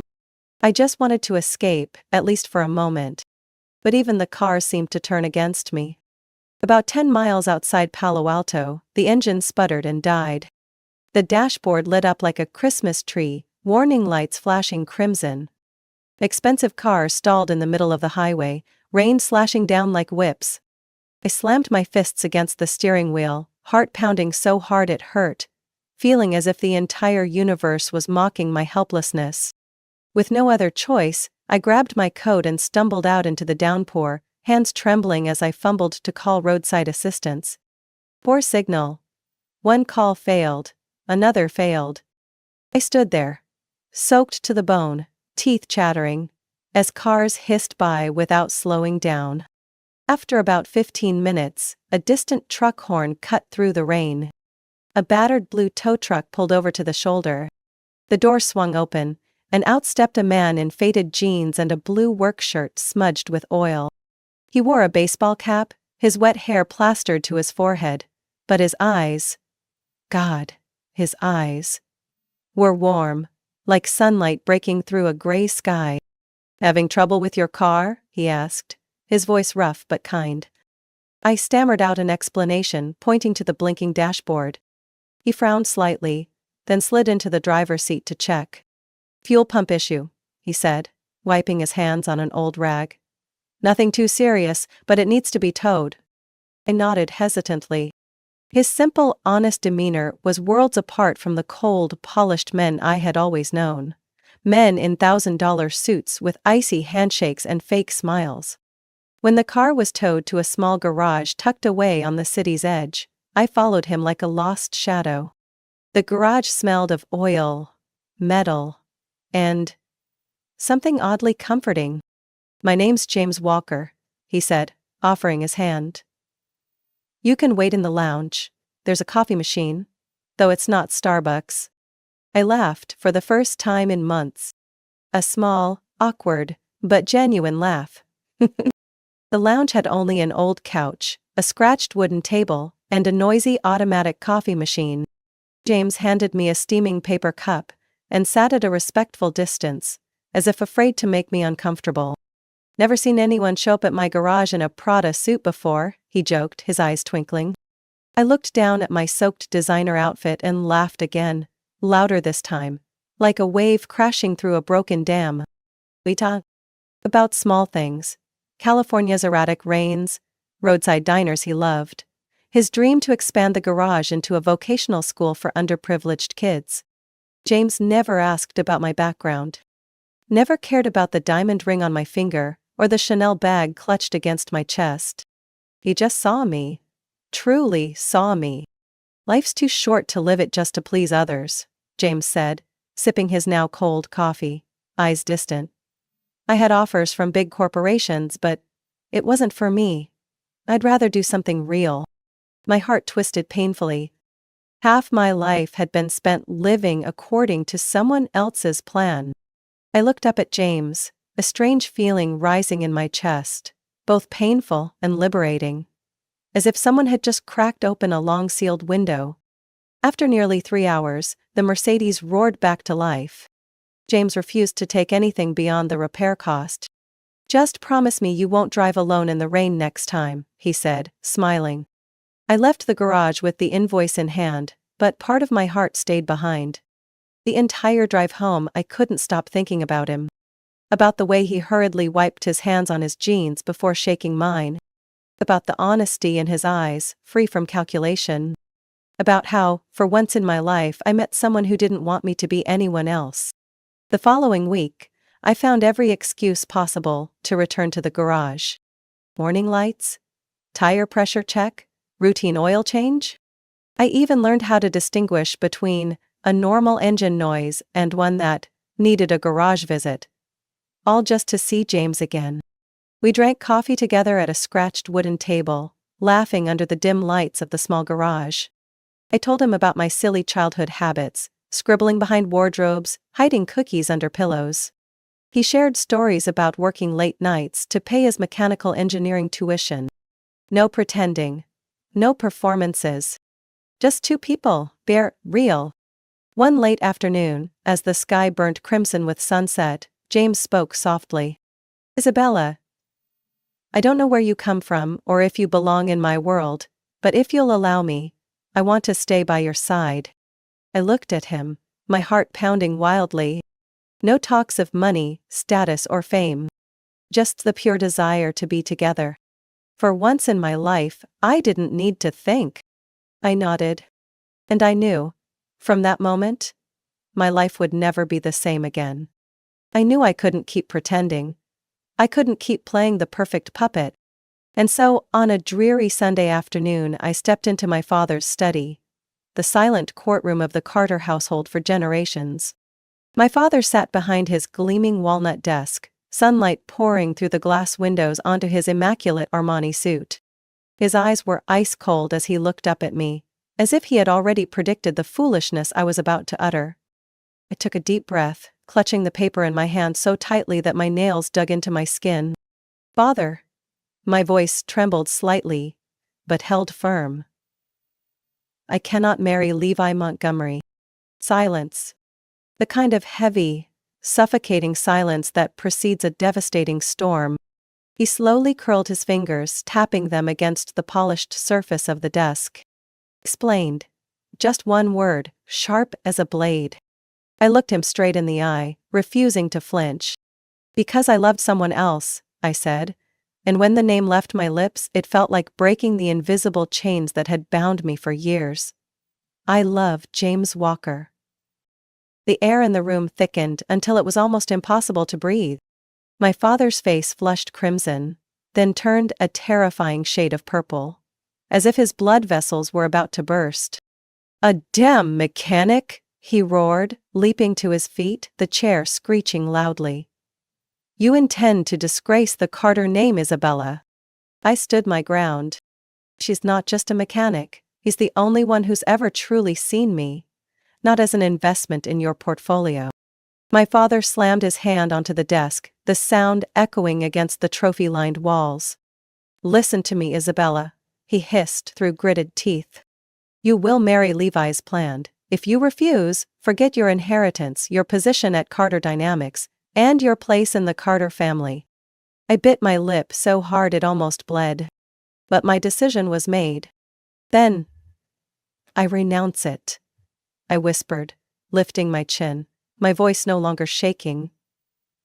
I choose love. I choose freedom. My father froze, disbelief etched across his face. Then he let out a hollow, cruel laugh that bounced off the marble floors. You'll regret this, he spat, each word like a nail hammered into a coffin. You'll come crawling back to me. I said nothing. I simply turned and walked away, leaving behind his furious roars and the shattering of a crystal glass against the wall. My mother, who had spent her life remaining silent in the face of injustice, stood halfway down the staircase, her eyes brimming with tears but her mouth refusing to open. I didn't look back. I knew if I did, I would crumble. That night, I packed my belongings. One battered silver Samsonite suitcase, a few changes of clothes, some books, and a small framed photo of me and my mother, from happier, long-forgotten days. My credit cards were frozen the moment I stepped out of the Carter estate. My bank accounts locked. My phone line. Everything in my world, status, wealth, reputation, suffocated with a mere nod from my father. James picked me up at a gas station on the outskirts of the city in his beat-up pickup truck. When I climbed into the cab, soaked to the skin from a sudden downpour, he simply handed me a dry towel, without a single word of pity or judgment. Are you sure? James asked, his voice low and rough. I nodded, rain and tears indistinguishable on my cheeks. More sure than anything else in my life.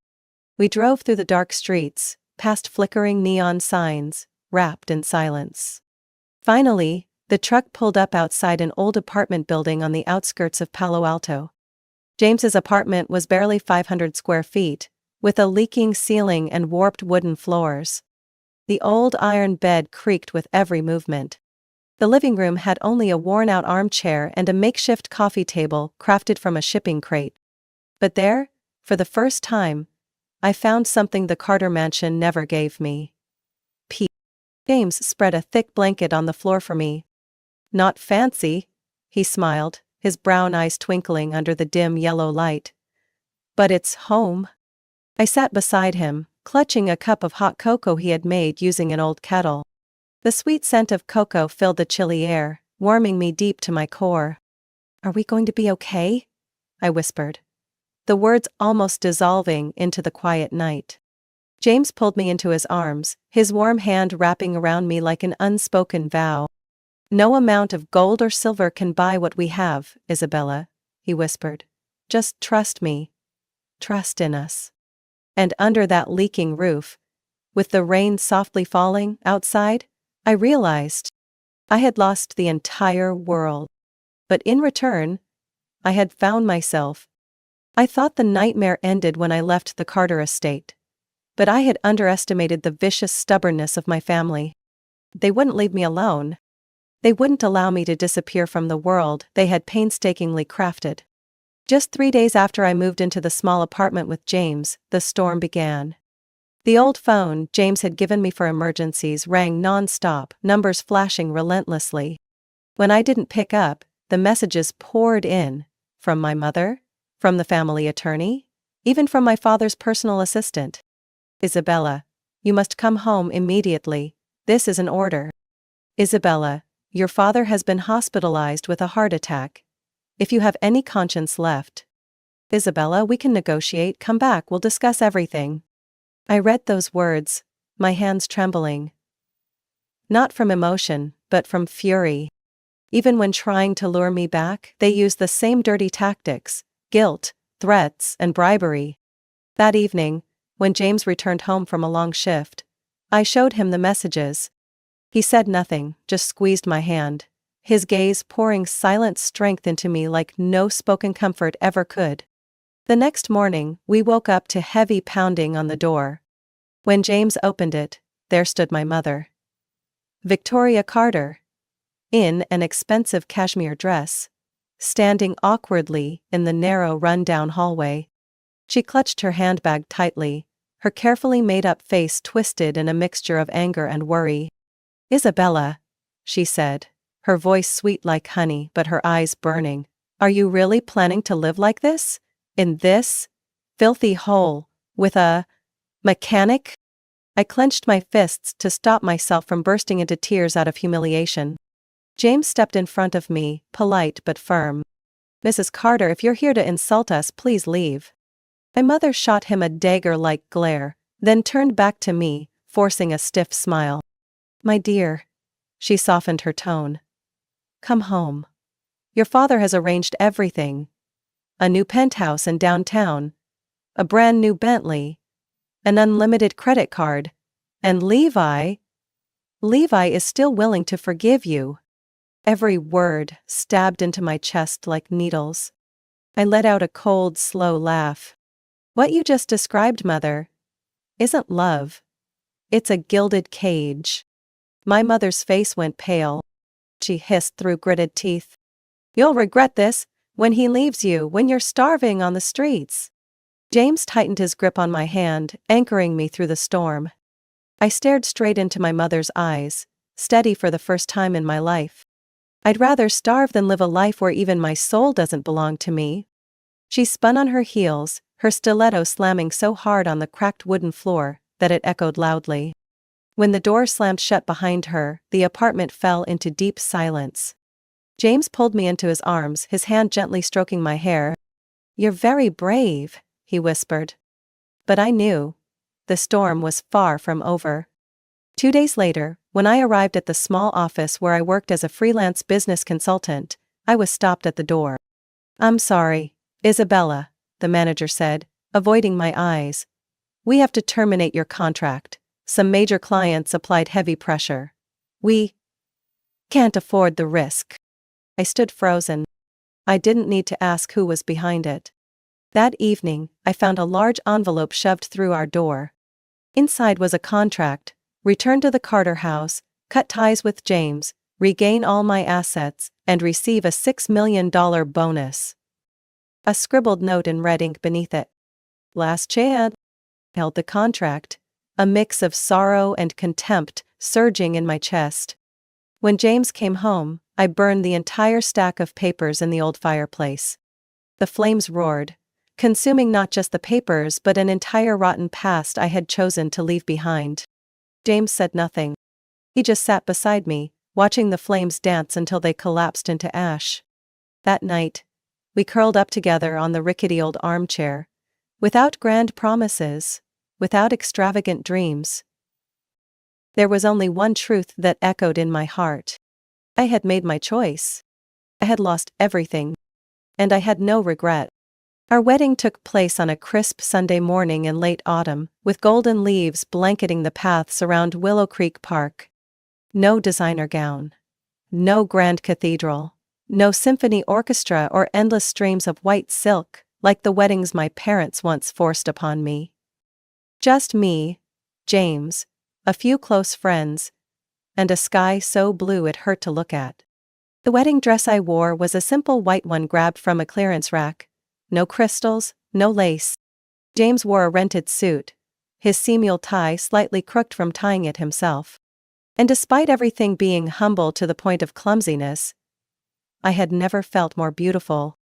As the music played, I linked arms with a close friend, the one who stood in for the father who refused to walk me down the aisle.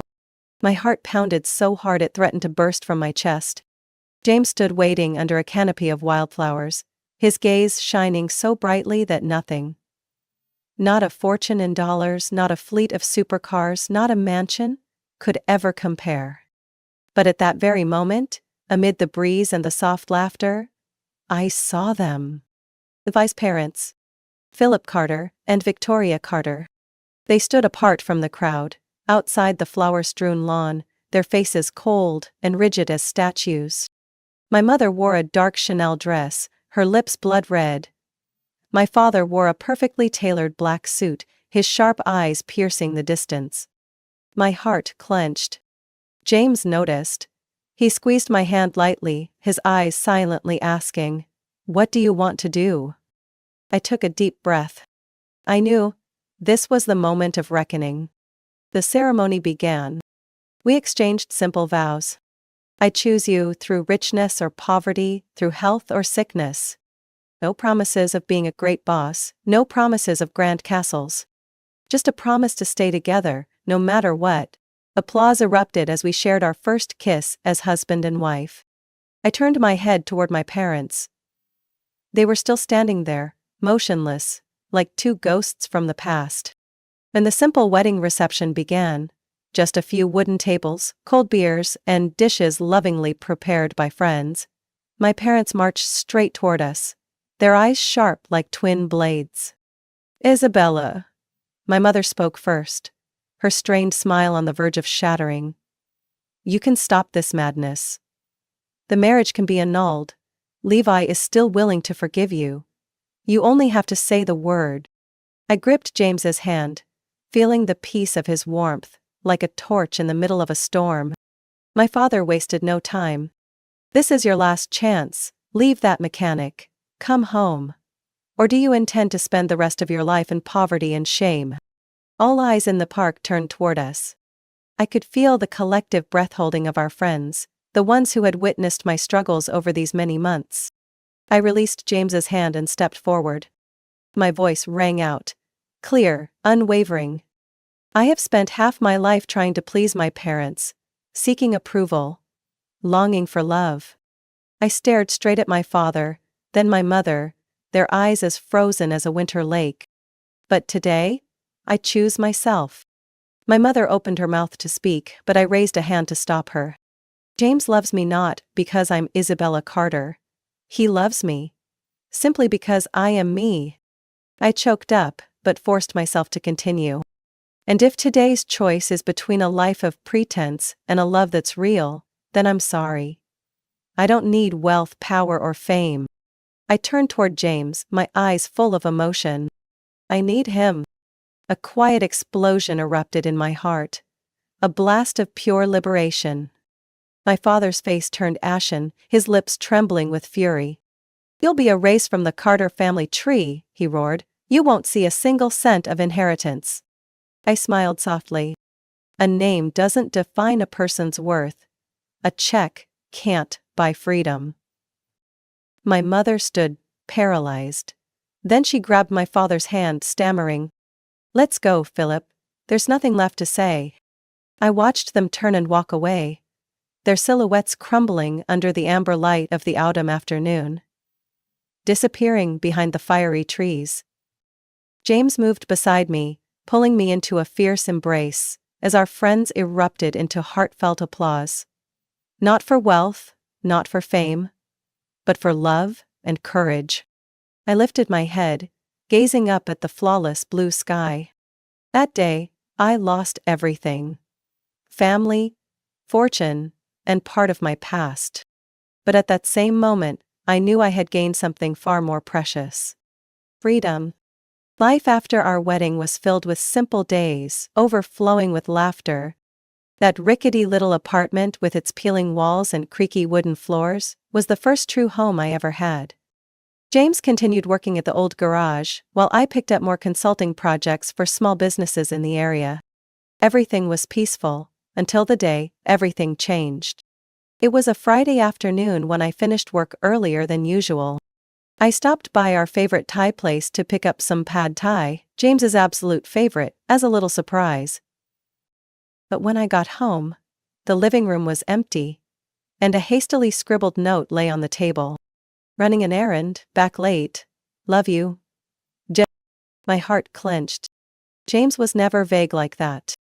In recent weeks, he had also been disappearing at odd hours and his phone rang incessantly, though he always rushed to decline the calls. A growing sense of unease churned in my chest. Unable to resist, I decided to bring dinner to the garage like usual. But when I arrived, I froze. The garage was closed. The lights were off. James's old pickup truck was nowhere in sight. I called his phone. 3 times, 4 times. Every time, the same cold message. The subscriber is not available. Just as panic started to tighten its grip on me, my phone buzzed with a text from an unknown number. "Mrs. Walker, please come to 4500 Crescent Bull immediately. This concerns your husband." My hand shook as I punched the address into my GPS. It led to the tech district north of San Jose, where billion-dollar corporations reigned. Heart pounding, I sped through the streets, horrific scenarios flashing through my mind. An accident? A hospital? Or worse? But when I arrived, I couldn't believe my eyes. Before me stood a gleaming skyscraper, its glass facade shimmering under the setting sun, with bold letters etched across the front. "Walker into his office." A polite security guard escorted me to the top floor via a private elevator. Every step felt heavier than the last. When the elevator doors opened, I stepped into an expansive office surrounded by glass walls, a soaring ceiling, and polished walnut conference tables. A man in a flawless gray suit stood with his back to me, gazing out over the city awash in golden light. "James?" I called out, my voice raw. The man turned around. And I barely recognized my husband. Gone were the faded jeans, the oil-stained t-shirts. In their place stood James, in a sharply tailored suit, hair neatly styled, carrying the aura of a world-class CEO. He smiled and walked toward me. "Hello, Isabella," he said, his voice deep and warm, though tinged with nervousness. "I think it's time I told you the truth." I stood, frozen. Before I could respond, the office door burst open again. And just like a recurring nightmare, my parents stormed in. My father, Philip Carter, stood pale, fists clenched tight. My mother, Victoria, clung to her expensive handbag as if it were her last lifeline. "What the hell is going on here?" my father roared, marching straight toward James. "Why is my daughter standing in the office of a damn mechanic?" James smirked slightly. "Apologies, Mr. Carter," he said, his voice polite but sharp as a blade. "I forgot to introduce myself. I am James Walker, founder and CEO of Walker Innovations, the leading company in next-generation electric battery technology." A long silence stretched for nearly a full minute. My mother staggered, grabbing the edge of the table for support. My father's face turned crimson, his mouth opening and closing like a fish gasping for air. "No. Impossible," he stammered. "You're just a mechanic. I had you investigated." James chuckled softly, a sound that sent chills down my spine. "That's right," he nodded. "At first, I owned a chain of small garages, built from a college loan. But 5 years ago, I founded Walker Innovations. Today, our company is valued at $118 billion. I stood there, mouth agape, unable to speak. James turned to me, his eyes gentle. "I didn't tell you from the beginning," he whispered, "because I needed to be sure you loved me. For me. Not for any number." Tears welled in my eyes. James had chosen to live as an ordinary man, leaving behind glory to test my heart. And now, with the truth laid bare, I loved him more than ever. My father, like a drowning man clutching a rotting plank, spoke up. "Walker Innovations, we could collaborate. Our families could become strategic partners." James smiled, but it was colder than the Alaskan ice. "Sorry," he replied. "My family now consists only of Isabella, and we don't need you." I tightened my grip on James's hand. We walked out of the office, leaving my parents behind, small, bewildered, powerless, in a world they once thought they controlled. That day, I didn't just find the truth. I found justice. And once again, I chose love. Not for the glamour, but for the pure soul standing beside me, defying all the false glory. We had barely stepped out of the lobby of Walker Innovations, still catching our breath, when my phone began vibrating relentlessly. Messages. Missed calls, over and over. The senders. Mother, father, father's personal assistant. Only a few hours earlier, they had coldly cast me out of their lives like defective merchandise. Now, or rather the daughter who married a billionaire, suddenly became an irreplaceable gem in their new master plan. I ignored them all, squeezing James's hand tighter, feeling the silent, unwavering strength he poured into me. We headed home, to a small house we had just rented near Palo Alto, not grand, not showy, but filled with laughter and peace. That night, while we were eating pizza on the floor, the doorbell rang. I hesitated. James gave a small nod, signaling, "Go ahead. I'm right here." I opened the door. And, unsurprisingly, there they were, my parents. Philip Carter no longer looked like the untouchable titan he once was. He looked like he had aged 10 years in less than a day. Dark circles under his eyes, slumped shoulders, and clenched fists trying to swallow bitterness. Victoria Carter wore a plain, neutral dress, her face pale, as if she hadn't slept for days. "Isabella," my mother spoke first, her voice hoarse, her eyes wet. I miss you." I stood rooted to the spot. If this had been before, I might have burst into tears and run into her arms. But today, I simply looked at them, calm and detached, as if they were two strangers who had lost their way. My father cleared his throat, forcing a crooked smile. A sight I had never seen before. "My daughter," he said, trying to sound warm. We were too rigid, but now, we see. We only want what's best for you." Said nothing. James stepped beside me, his gaze sharp, wary. My mother immediately seized the moment. "James," she said sweetly, her voice dripping like honey. We had a rough start. But please give us a chance to make things right." I almost laughed aloud. Make things right? Right what? The months they threatened, cut off support, hired lawyers to pressure the small firm I worked for? The contracts they sent trying to force me to silently file for divorce? The insults hurled at James just because he wasn't seated atop a financial throne? James squeezed my hand, his touch grounding me, keeping my anger from overflowing.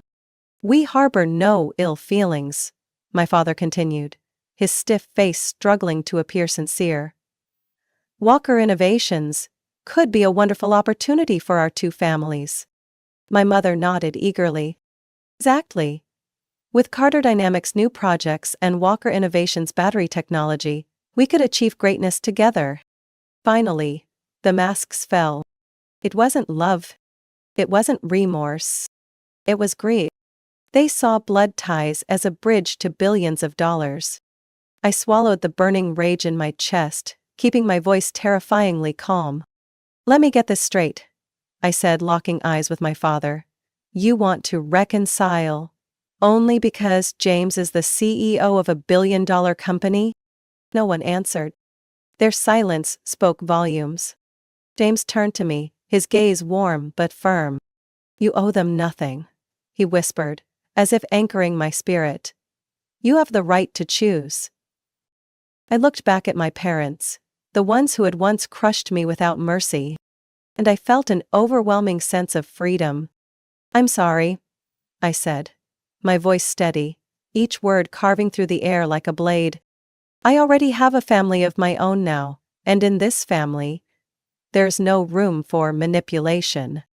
My father stood frozen, his fists clenched so tightly the knuckles turned white. My mother let out a small sob, tears streaming down her face. "Isabella," my mother whispered, her hand trembling as she reached out. "Do you really want to cut ties like this?" I nodded. "I choose love. Not money. Not power." I stepped back, putting a world of difference between us that could never be bridged. And if that means losing everything, I accept it. James pulled me close, standing like a fortress against the storm of greed and deceit. There was nothing left to say.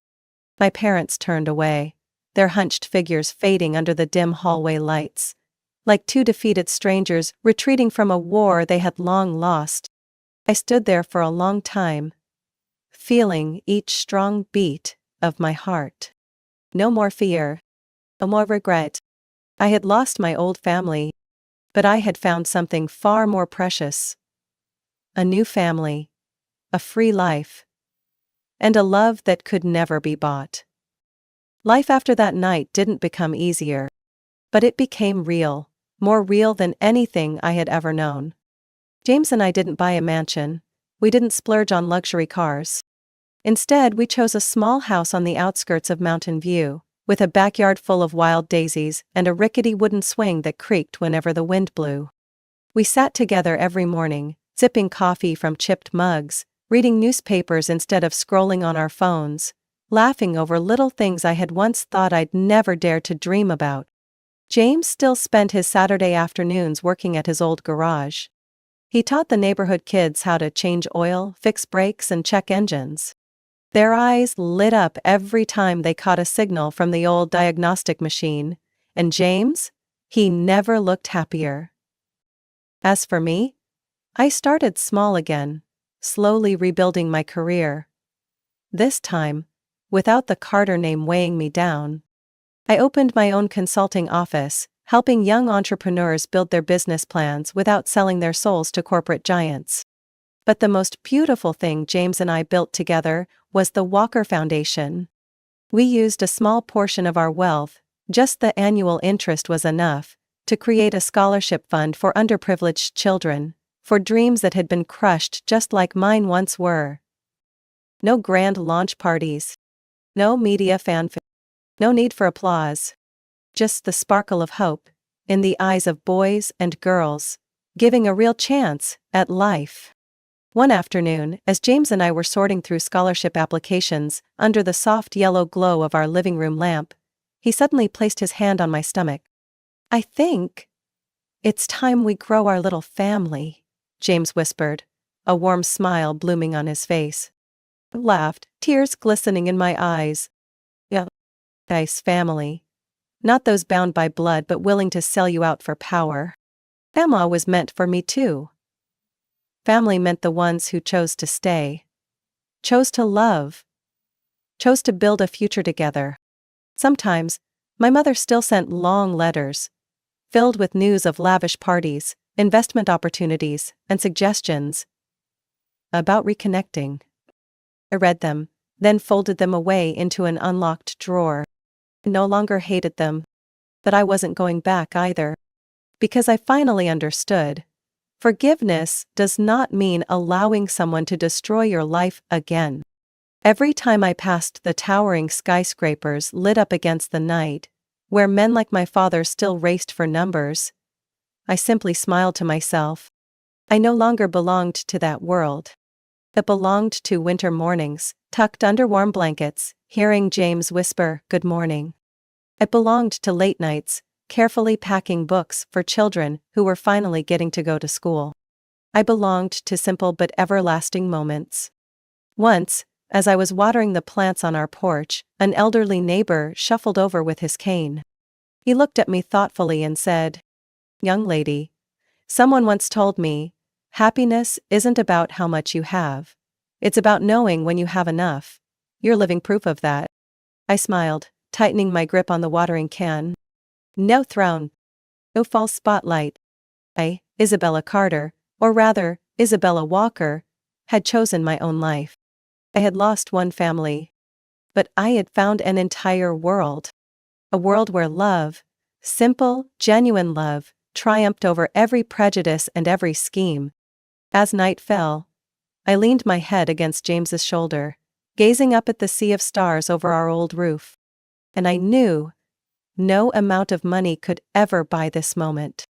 We had built everything from scratch, not with money, but with faith. And that, to me, was the greatest victory of all. Isabella's story reminds us that true worth lies not in wealth or fame, but in the courage to live true to our hearts. She gave up a powerful family, everything she once thought was her whole world, to build a simple yet meaningful life with James. In today's calculating world, pure love, kindness, and freedom have become the most precious treasures. Isabella proved, sometimes, losing everything is exactly how you find it all. What do you think about Isabella's brave journey? Would you dare to give up everything to choose freedom and true love?